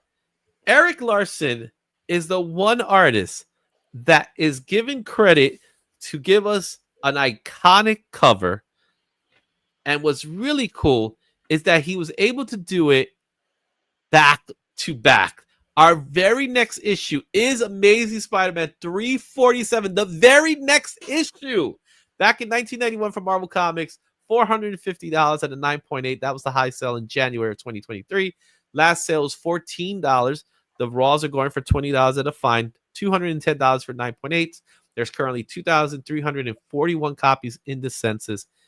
This is the very next issue. Classic Hamlet pose. And remember I said Venom is about to tear off Spider-Man's head? Well, he delivers it in the next issue. Yeah, and there you get that classic Venom look that they carried over into the 90s animated series. Mm-hmm. You know, two like awesome covers for sure. Yeah, I just love that they're back-to-back iconic covers. Back-to-back, he pulled it off. Not many people could do that, and Eric Larson was able to do it, and did such a great job on it, man. You know what I mean? So really good stuff there. I love it. I think it's awesome. I happen to have both books. I love those books. Again, they're $20 books. They're not expensive. Yep. They're not expensive, but they're iconic. They've been immortalized in T-shirts and stuff like that, so it's worth having. All right. Our next book is the one iconic cover that I don't fully understand. It has nothing to do with the artist, because I think the artist is amazing. I love his work. I just don't find this cover being iconic for me, but it falls under the banner of being iconic. And that is X-Men 11. This book came out in 1992 from Marvel Comics. High sale is $365 at a 9.8. That was in May of 2021. Last sale was $98 at a 9.8. Fair market value of this book is $12 at a fine, and $98 is the fair market value as a grade. There's currently 2,338 copies. It is an iconic X-Men cover done by Jim Lee. Believe it or not, this is his last X-Men cover. So there's something to that as well. I've seen this on Target. So it's iconic. Yeah. Right? And I agree with you on this one. Like, you've got a lot of the characters in there, which is cool, but there's not a lot of action really happening. It's a pinup. Yeah. It's a pinup, but it's still great. I'm not knocking that it's not great. And Jim Lee, I love the smirking Jubilee's face. I like how Rogue is looking at Gambit. Like, it to me, it's almost like she's saying, "What are you doing with your hand right now?" Yeah. You know? But what's weird to me is like Psylocke is she's just in the background, just there, like, you gotta put Psylocke in there somewhere. Yeah. And he's like, okay, you know. But it is a cover that is iconic. It is a cover that people want to have. So it's part of this collection of iconic non-keys. So I agree with that. It looks great, but I don't think it's from the 25 books here, this is probably number 25 to me. You know what I'm saying? Now, a book that is extremely iconic to me, and I think it's beautiful, is our next book, and that's X-Men 24, 1993 from Marvel Comics. High sales $285 at 9.8. That was in June of 2021. Last sale was $13 near mint. Raws are going for $18 at a very fine. 9.8s are going for now $172. It's currently 1,048 copies in the census. This is a beautiful Rogue and Gambit by Andy Cooper. This is what I'm talking about when I say it has to have some kind of storytelling. We know they shouldn't kiss. And in this image, it's very much, are they going to? Yeah. Yeah, I agree. And definitely, this cover is another one that stands out. And when you go to different booths, it's always out and about. Mhm. I really like it. I said to you when we were looking at these, I was like, you could put up just as easily the Savage Land Rogue cover in here. I mean, there's lots of Rogue covers that you could use, but Rogue is kind of defined now, and Gambit to some degree, on their relationship more than anything. So having them both there is cool. Yeah, and it's a shame that in the X-Men movies they never really went there. They always kept them in two separate places. I thought that was sad. Like they had a relationship with Iceman, and I was like, "Come on, Gambit's her guy." Yeah. Only the animated series really made it make sense, and in the last animated series, really made it make sense how much they care for each other. How he is who he is, but that's his woman. You know what I mean? And she loves him more than anybody else, even though there are times she's like, I can't be with you. So I think their relationship is one of the most beautiful relationships. As far as the X-Men goes, with the exception of Jean and Scott as the X-Men couple, they're very close second to me. And it's for some people, they're number one. They're the best couple. Yep. Yeah.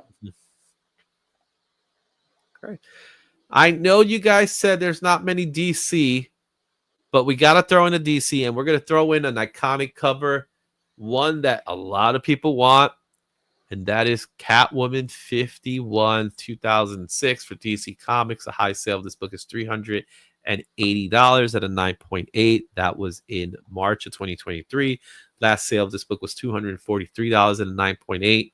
The Raws are going for $125 near mint, while the graded copies are going for $264 and 9.8. There's currently 1,636 copies in the census. This is the classic Adam Hughes Catwoman. Yeah, and when I was first starting to go to conventions, I'd heard of this cover or saw it, and I'm like, oh, that's a really cool cover. I should pick that up. And then I saw the price. I'm like, oh yeah, no, I won't pick that up. I picked this one up when it came out. So I have this. I have a really good copy of this book. My copy is signed by Adam Hughes. So I'm I'm going to send it out to CGC for JSA grading because I recently had it pressed. There's something about this cover. I honestly, there's some other Catwoman covers that Adam Hughes has done, but I don't know what this cover has that the other ones don't. You get what I'm saying? It could be that it's a mug shot. Why is her eyes the way they are? It looks like she was crying or something like that. So what he's doing here is that he's giving us a backstory in this mugshot. Another thing that's quick to note is the numbers. So the numbers I found out, and I'm sorry guys, I've never watched it, but the numbers are the numbers in Lost, the TV series. Oh yeah, I've never watched that show either. So there's something with the numbers with Lost in the numbers. So that's a little Easter egg that he threw in there. The book in itself, it's fine. And it's like today with the variants. You know what I mean? A lot of variants today are beautiful variants, but there's no real meat inside the stories. This one is just it's awesome, dude. Yeah. Mm-hmm. So I love it. I have my copy. Can't wait to get it graded. All right. We're going to go back to some beautiful women, but we have to go back to Marvel. We have to go back to Spider-Man. And we got to go back to the Mary Jane that everyone loves. And that's this one with Amazing Spider-Man 601, 2009 from Marvel Comics. High sale of this book is at $699 and a 9.8. That was in November of 2023. Last sale of this book is $151. This book at Ross goes for about $150 near mint. Graded copies go for about $262 at 9.6. There's currently 3,019 copies in the census. I'm actually surprised by that number too. I would imagine there would have been a lot more. However, this is the classic Mary Jane done by J. Scott Campbell. It's 3020, Izzy. It will be 3021 soon, too. Because I have a 9.8 contender. Yeah, mine is as well. It's there right now. I just checked. It's gone into the next phase after receiving. So, oh, finally, it's in grading. Yeah. That's awesome. All right, talk to me. We've spoken about this book before when we did J. Scott Campbell a few weeks ago, but let's talk about it again. This is the Mary Jane we want. Yeah, like just Tom, just give it to us. Like we want Peter and Mary Jane together. It worked. This cover is amazing. It looks so good. You know, she knows he's Spider-Man, obviously, at this point. He's going out because he has that responsibility to do that. And they have conflict because of it. It's good. I love it. And that's what makes the story so great, right? The fact that she knows that he has to do what he has to do, so she doesn't stop him from doing it. She wishes that he didn't have to do it, but she knows that he has to and he's compelled to it, right? So that's the real story that we want. We don't want her hanging out with some guy named Paul having some fake kids. No, we don't need her being Venom. We don't need that. That's not the Mary Jane we want. You know, we want this Mary Jane. This is the Mary Jane we love and we care for and we want to see back proper. They don't want to give us that, unfortunately. Yeah. All right. We're down to one more book. This is our last book in this 25. I consider this may very well be the last iconic cover that we've ever had. That doesn't mean that we're not going to get other iconic covers, right? And again, I'm not referring to keys. I'm talking about covers. And it's fun. It's Detective Comics 880, 2011, DC Comics.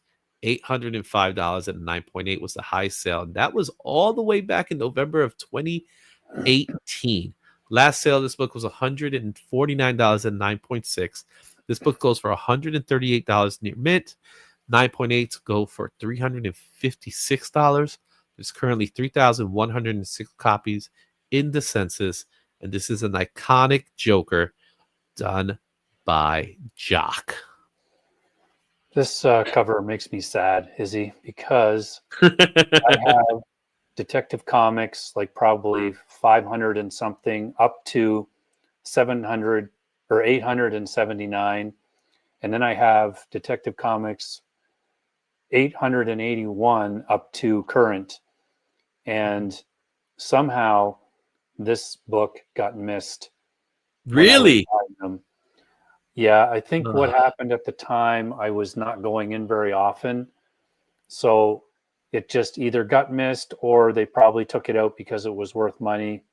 Mm-hmm. And when I went to get it, because I had no idea, then when I finally read through them, I realized I was missing this one.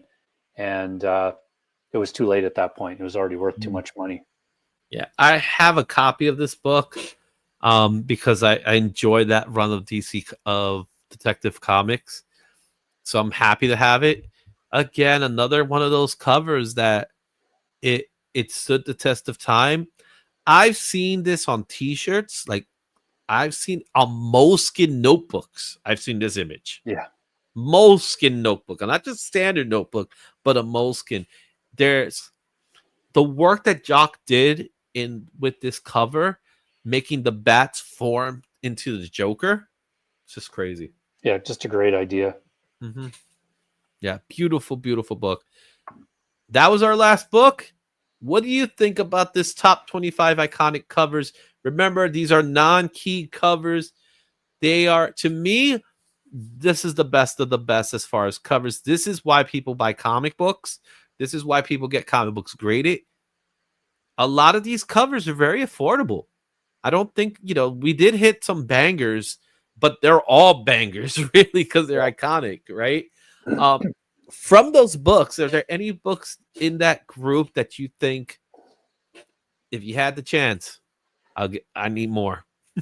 Oh, yeah. There's a bunch that, that I would try to get that, if they were the right price like you, but just depends on the condition and a lot of things, right? Like I'd love to have one of those Hulk books where even the cap is the most realistic one is the cap annual. Yeah, I would say the cap annual. I have that one. I told you, right? The Batman 423 is the one I want. This one, the one that we're looking at right now. I really want that book. I do have Uncanny 251, the Crucified Wolverine. However, I don't have one in good condition, so I need one at a better condition. And at the price it's going for, I'm pretty sure I'll grab it at a high condition cover. A lot of these other books I do own and I do have. The Silver Age books are a little more difficult. And if, in case you didn't notice, I didn't really put Golden Age books in this list because a lot of Golden Age books are just that. They're sought after already. We want to be able to give you books that you probably could go hunt them down and find them. But let me know in the comments what's your thoughts on this 25. Let me know if I missed any. If I did miss any, I really want to know. But remember, they have to be non-key covers to count for this list. I would love to do another list similar to this for something else. So you guys let me know what kind of lists you want me to do as far as creative spotlights when we do these different kinds of books. I know we've been talking about doing a Marvel Rivals creator spotlight where we're going to look at keys that are Marvel Rivals books. So, and other books like that we'll do coming up in the future. But let me know in the comments what you think. I personally thought this was great. Did I miss? You say I missed Supergirl and the Legion of Superheroes 23. I'm trying to recall what that cover was. See, if I can't recall what the cover was, then I don't think it's as iconic as it may seem. Shane, what do you think? Yeah, I'd have to look that one up. Yeah, I'm going to do a quick, just because I know you did it, you picked it up. I want to see which one is it because it doesn't ring a bell to me. Let's see.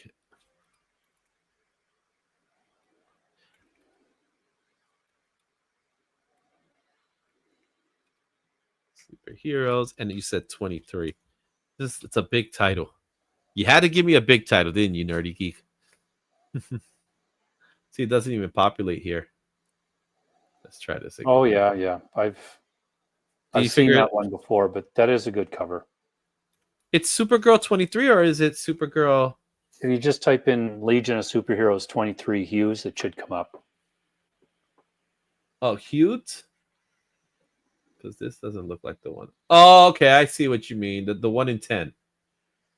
So I'll explain why this one is not on the list. It has a first appearance. It's the first appearance of Mon-El. Oh, yeah, right. So that's why it's not on the list. Transformers number 5 is definitely a good one. DVH, thanks for pointing that one out. Now, could that be a first of something too? That's what makes these lists really challenging because of that reason. So when yeah, I agree. This one's great. Let's see. It could fall as a first cover appearance of Shockwave. So you could technically say that. Yeah, but I don't count. I wouldn't count the Minor Human first appearance. No one cares about Josie Bell or GB Blackrock. They don't mean anything. But I will attest I would add this one in the list, the Transformers number 5. I would definitely add it in the list. And like I said, there's times we're gonna miss stuff. Yeah, it's iconic, the Transformers number 5. Thank you so much. And again, let me know in the comments as well what's out there. Yeah, but no one cares about Josie Bell.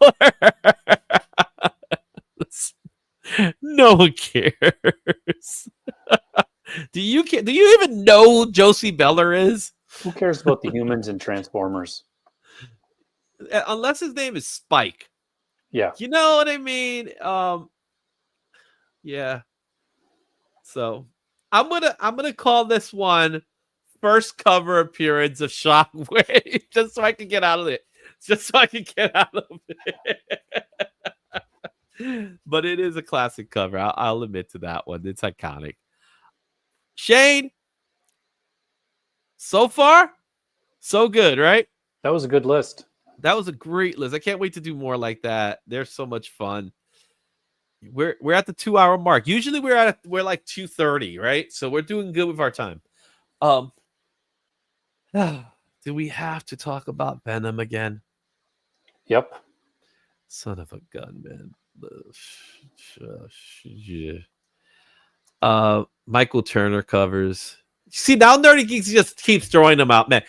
I am not going to include variants. Can I take variants off the Well, list?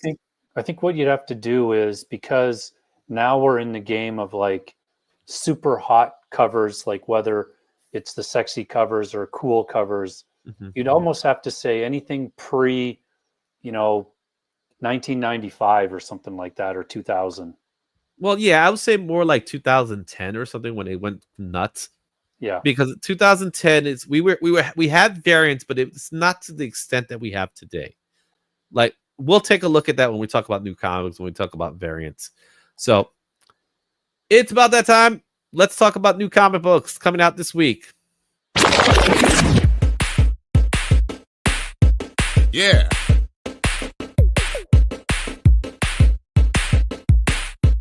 Yeah. This week's new comic books for April 2nd, 2025. Believe it or not, it's a light week of comics. However, even though it's light, there's a lot of keys for this week. Starting with... It's going to be light on quantity, but heavy on rage. Yes, I thank goodness you didn't say quality, because it ain't quality. I'll tell you that much. Even though there are some good books when it comes to quality.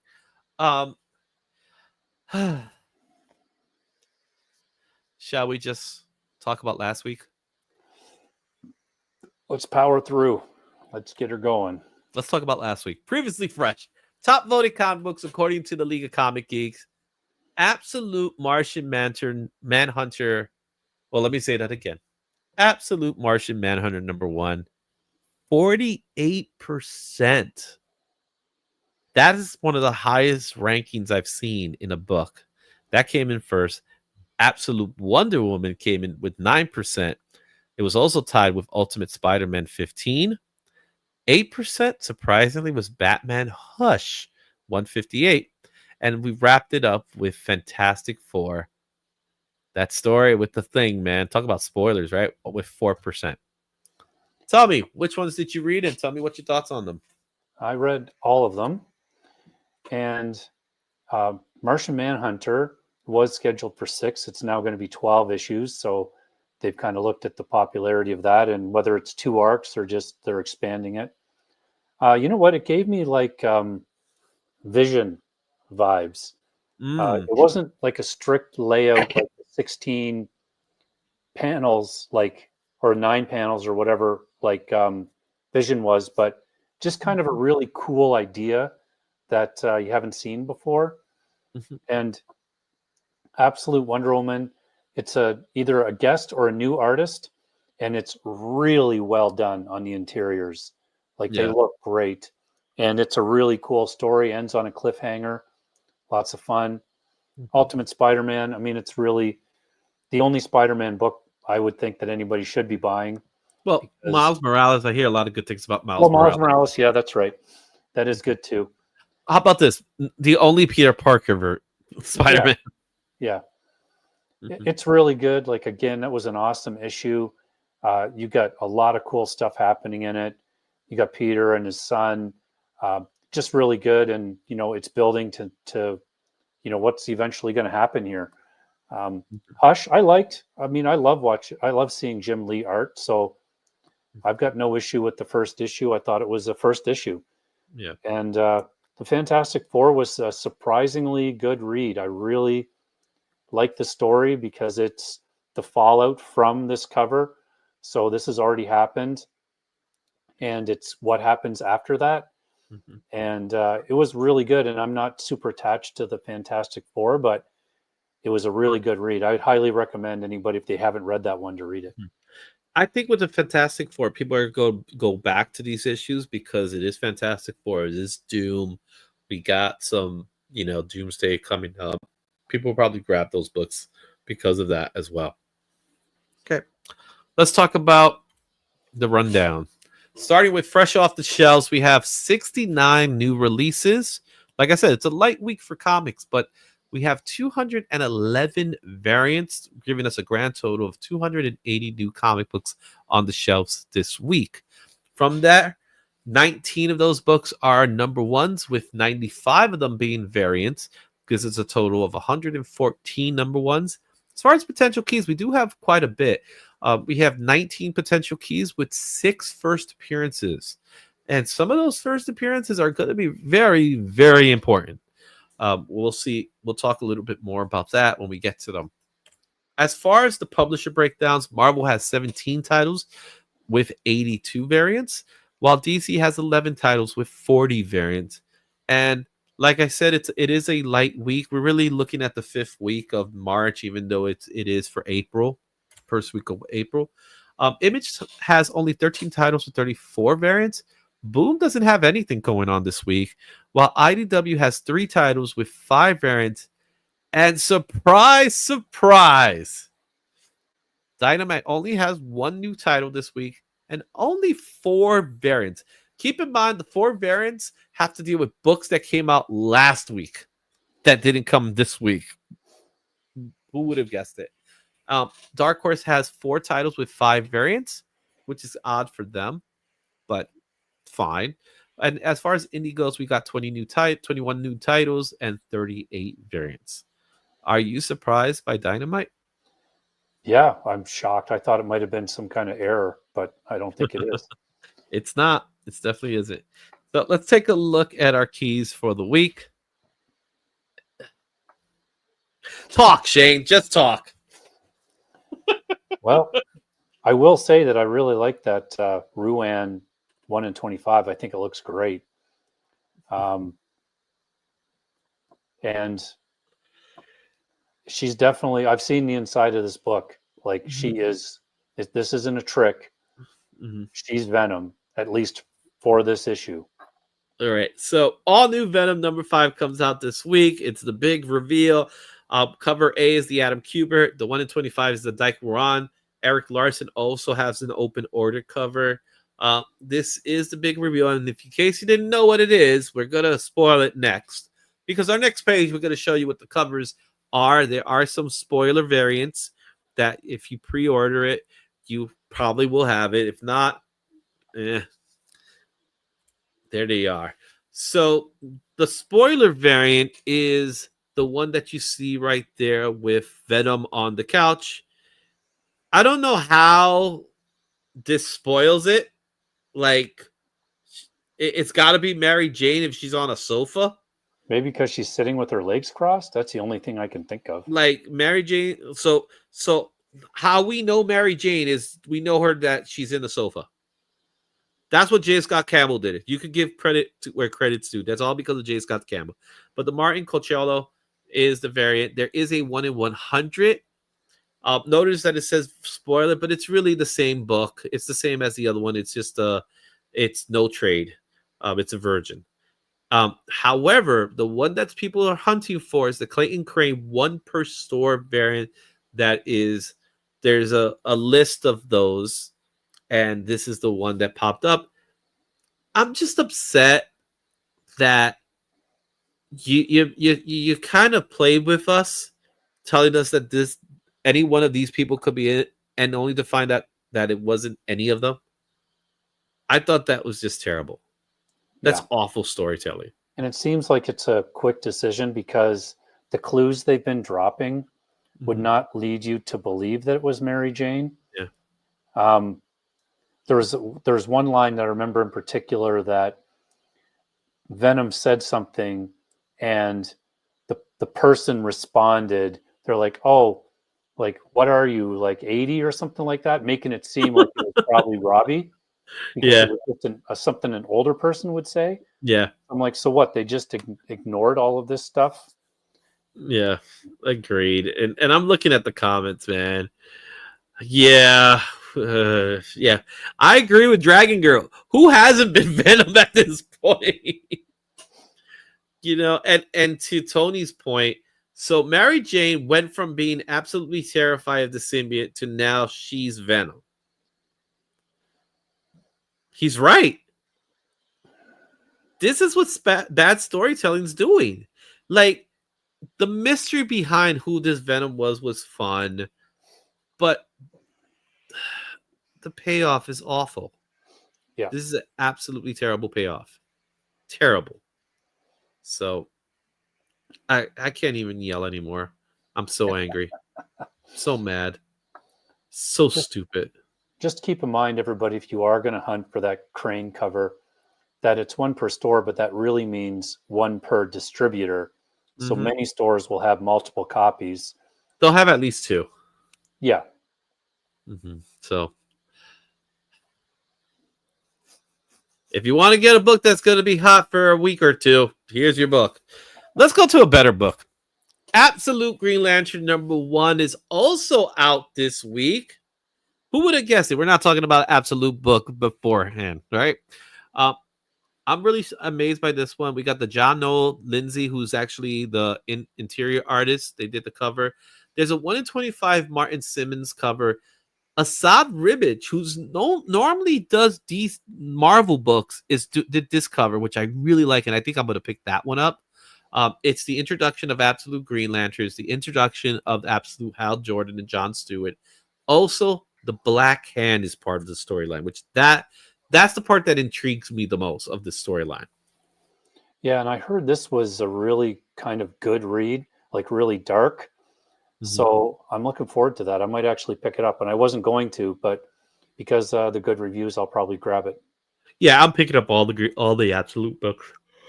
I haven't reached that point where I'm like, I can't pick up an Absolute book. We're still very low. We're at 6 issues of Absolute, 6 different titles. So we're not there yet. I'm sure we will get there, but we're not there yet. Our next book is, I think, probably to me is going to be my pick of the week. Daredevil Cold Day in Hell #1.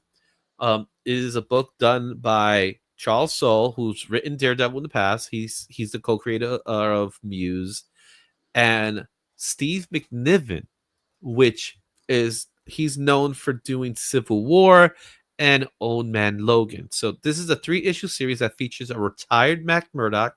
So we're pretty much doing, Dark Knight Returns a la Daredevil. Thrust in a situation where a deadly gas threatens the residents of Hell's Kitchen. There's currently a 1 in 50 Frank Miller cover, and there's a 1 in 100 John Romita Jr. cover. Where is Chris the comic vet for this one? Yeah. But I am definitely going to pick up the Steve McNiven cover. Yeah, that's probably the one I'll go with as well. What's your thoughts on this one? We're gonna have Old Man Daredevil. Yeah, sure. I'll give it a try. Yeah, I'm really stoked for the storyline because I like stories like this. They always seem to deliver most of the time. Yeah. I gotta put this one up. When the Frank Miller cover has you more optimistic than the Venom cover. It's a dark day. You're right, though. Okay. Going back to the concept of a retired Daredevil is returning to action because of something that's happening in Hell's Kitchen. I'm really curious how they're going to make this three-issue story work. But I'm excited for it. I really am excited. This is what limited series are made for. This kind of stuff, where it's kind of Elseworld series that you can't normally do in the standard stories. I hate it when they give us a whole bunch of limited series that you could have just normally put them in the regular book. Yeah. But this one I think is a little special. So I'm looking forward to it. I haven't seen Steve McNiven's art in a while, so I'm really excited to see him do some more interiors because he's a guy that doesn't do as much, but when he does do something, boy, does it pop out. I take it like a relaxed Frank Quietly. Yeah, I could see that, but I feel like his line work is very different. You know what I mean? So I've always loved Steve McNiven's art style. It's really great. It's good. I'm sure it's gonna look great here. Yeah. So definitely pick this one up. If there's a book to pick up this week, this is the one I think you should pick up. Another book I think you should pick up is Resurrection Man Quantum Karma #1. It's a Jeff DeCall, who is, from what I remember, is doing some work. He did the cover. There's a beautiful Dan Panozia cover, and there's a 1 in 25 Butch Guys cover. This is being written by Ron V. And Ron V has been reading. He wrote, New Gods. He's currently writing New Gods. He did Detective Comics recently. He is currently one of those writers that you should definitely be reading. Resurrection Man is, he's a character. Not a lot of people know about Resurrection Man. Obviously, he's a man that lived 1,000 lives. He's a second tier character, but in the hands of someone like Ram V, I could see this book being a gem. Yeah, I don't know anything about this one. I didn't even know that there was a character like this. So I'll flip through it on Wednesday and see what it looks like on the inside and maybe give it a try. Yeah. Next book here is another one that we definitely say you should pick up because if you want spec, this is one of them, and that's Helverine issue #5. There's the Kendrick Lim cover. There's the 1 in 25 David Yarnin. But the one that you're gonna want to pick up is the Alessandro Cappuccio spoiler variant. We talk about Venom. Here's another one. This is possibly the first cameo or first appearance of Hell Hulk. Yes, Hell Hulk is coming out to fight Helverine. This is a big book. You're going to want to pick this up. I guarantee you this may end up in the top 10. Yeah, I think so. And I can't remember if I ordered this one or not. So now I'm questioning things. But I mean, I just remember how they had the spoiler for Helverine on a cover.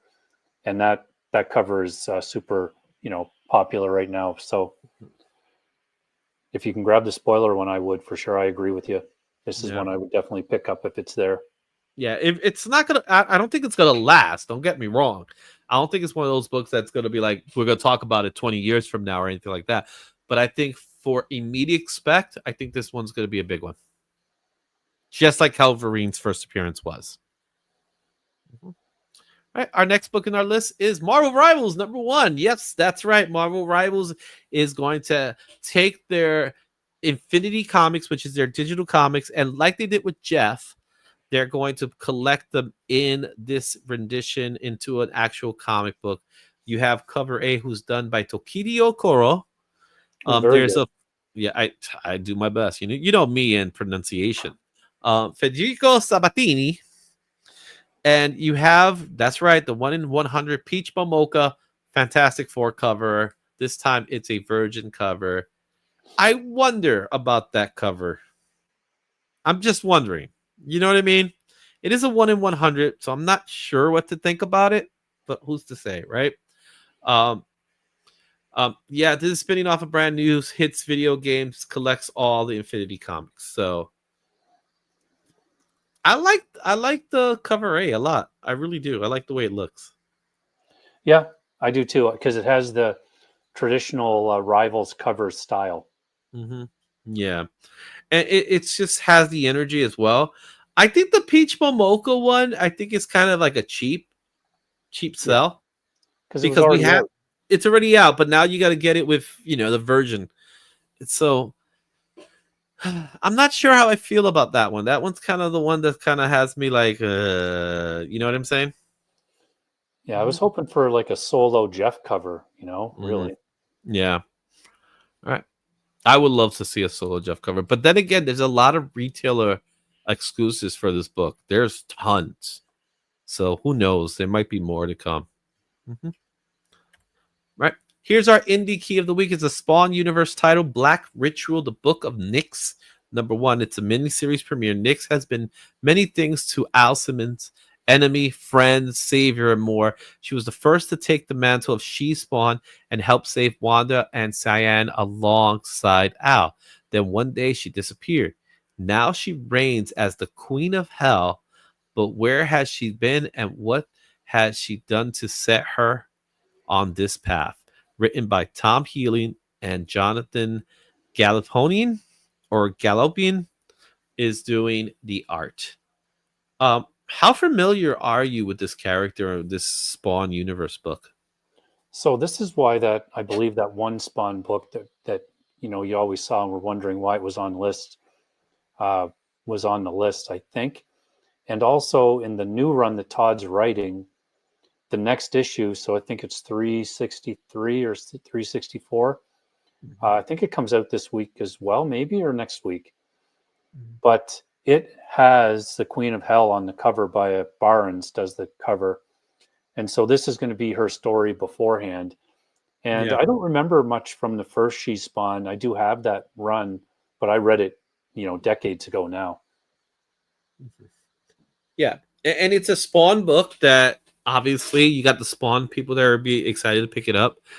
There's only 3 covers. So you see 2 of them, and the third cover is that second cover that you see there, and it's just a virgin cover. So it's affordable as well as it's going to go for $2.99, so it's an affordable book, so it's probably worth picking up and reading. I could see this book being, a hot ticket item. Maybe not a top 10 book, but one that people are going to be hunting down for a little bit. Yeah, I agree. I'll be picking it up. Yeah. Now let's take a look at some eye-catching variants, starting with Deadpool Kills the Marvel Universe one last time. Number 1, this is the exclusive John Jane cover. This is a retailer exclusive, but man, sometimes Jane's covers are like, yeah, they're cool, and then there's some that are just like, damn. Yeah, that's a good one. Mm-hmm. Another book that's coming out this week that we haven't even put on the list is Absolute Superman number 6. We got a Puppeteer Lee cover here. I love this cover, and there's some really other good Absolute Superman books here as well. The Poison Ivy 32 done by Ki Yong Yum or Yum. That's a really cool Poison Ivy, man. Yeah, I love the blur in the background. I think it looks cool. It looks really good. The colors looks really good. It has a bit of an anime flair to it as well. So really good cover there. Deadpool 13 is 1 in 50. Jessica Fawn and Ellie cover. I really do like that. Like she has she's going into the border, which I thought was pretty cool. And it's a great use of colors and stuff like that. The Daredevil Cold Day in Hell number 1. There's a 1 in 200 Rose Betch cover. I don't know how this one is going to respond in the aftermarket because it's going to be limited. 1 in 200 means that there's not going to be many of these books. Yeah. So the print run on this book is going to be extremely low. So I'm curious to see how it's going to be. It has that kind of like a little bit of a stained glass window effect to it. Rose Betch, people like Rose Betch. She may not be in the same way as a Peach Momoka or anything like that, but she does throw a really cool cover here and there. I'm curious to see how this one's going to look. Yeah, she's got a very expressionistic style, I think. Right. Another really cool cover is the Two-Face number 5, the Christian War cover. I'm really digging that cover. That's just, to me, it'll be like a cover buy though. Nothing really special about it other than that. Spider-Boy 18. We haven't talked about Spider-Boy in a while. We have the Russell Donovan cover, which has a spotlight on Spider-Man, but it also has that black, which I think is going to be a little challenging to get in a high grade or keeping it high grade.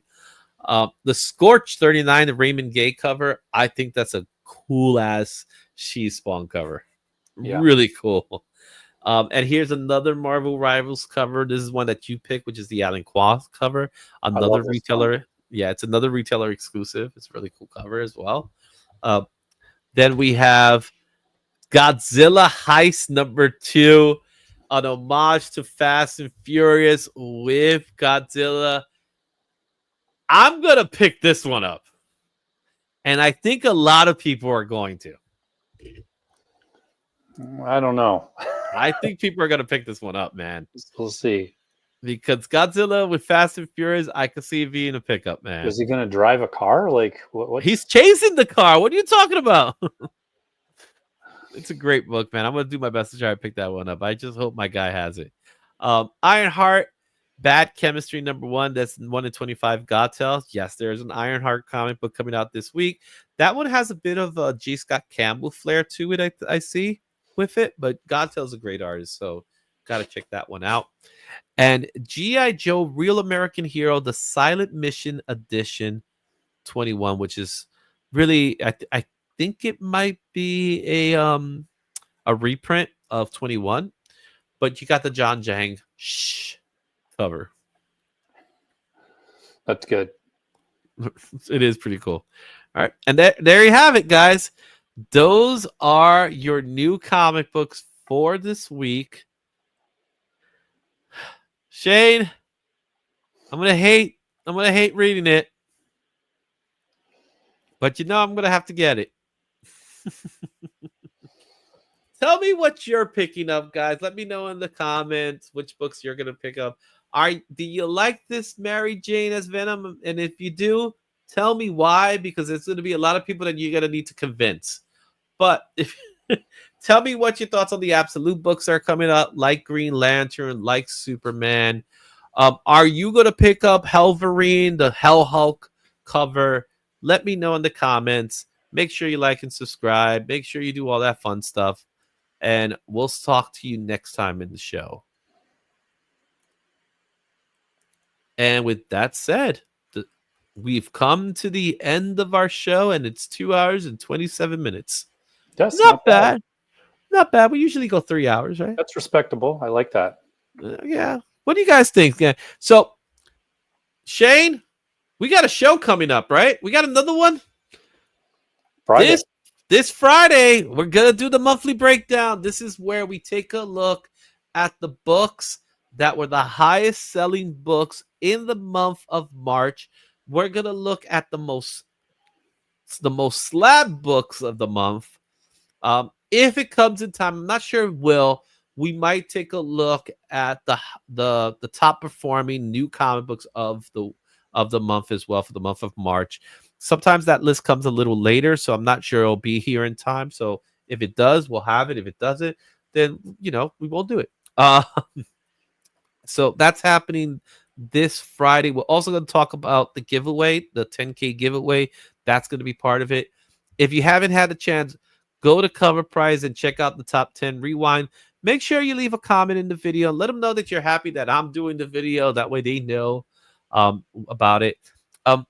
And there's more things coming in the pipe that I'm going to be sharing with you guys really soon. Some really cool things that are happening in the channel. Let's just take a quick look at the chat one more time before we end the show. Comic Caps Collectible, what's going on, Rich? How you doing? Wolverine, how you doing, my man? Which Rivals covers you like? You already said the Alan Quath, right? Cover, yeah. That was your favorite. Man, I want that Jeff Momoko cover. You see what I did? You see what I did? I know people gotta love Jeff. And comic is slowly starting to jump on the Jeff bandwagon. Man, you gotta embrace the Jeff, man. Embrace the Jeff. Happy Funhouse. Is there any news on what's the story with Rivals games are gonna be about? It's reprinting the digital comics. So if you read digital comics, that's what's gonna be. Jeff will be the next Venom. He already been Venomized. We have a Venomized Jeff. It's already happened, Tony. Go look back. And thank you. Manny the Hobgoblin. I thought Spider-Boy was getting canceled. You said yes, right? Yeah, I think issue 20 is the last issue of Spider-Boy. There you have the Spider-Boy bandwagon is already over. All right, guys. Like I said, we'll see you guys on Friday, where we're going to do that show. And all we got to do now is leave you with a thank you.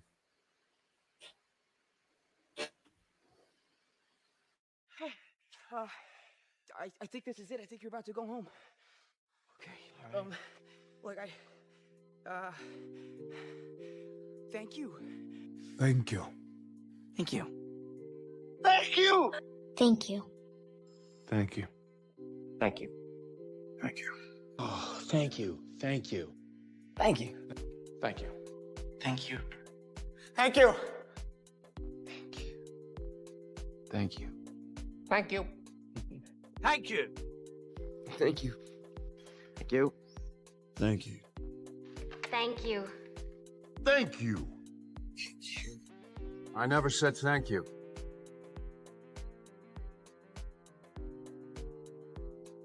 And you'll never have to.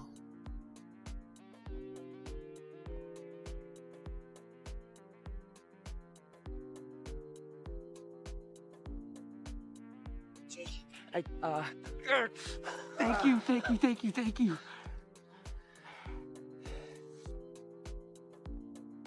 I guess I'll see you.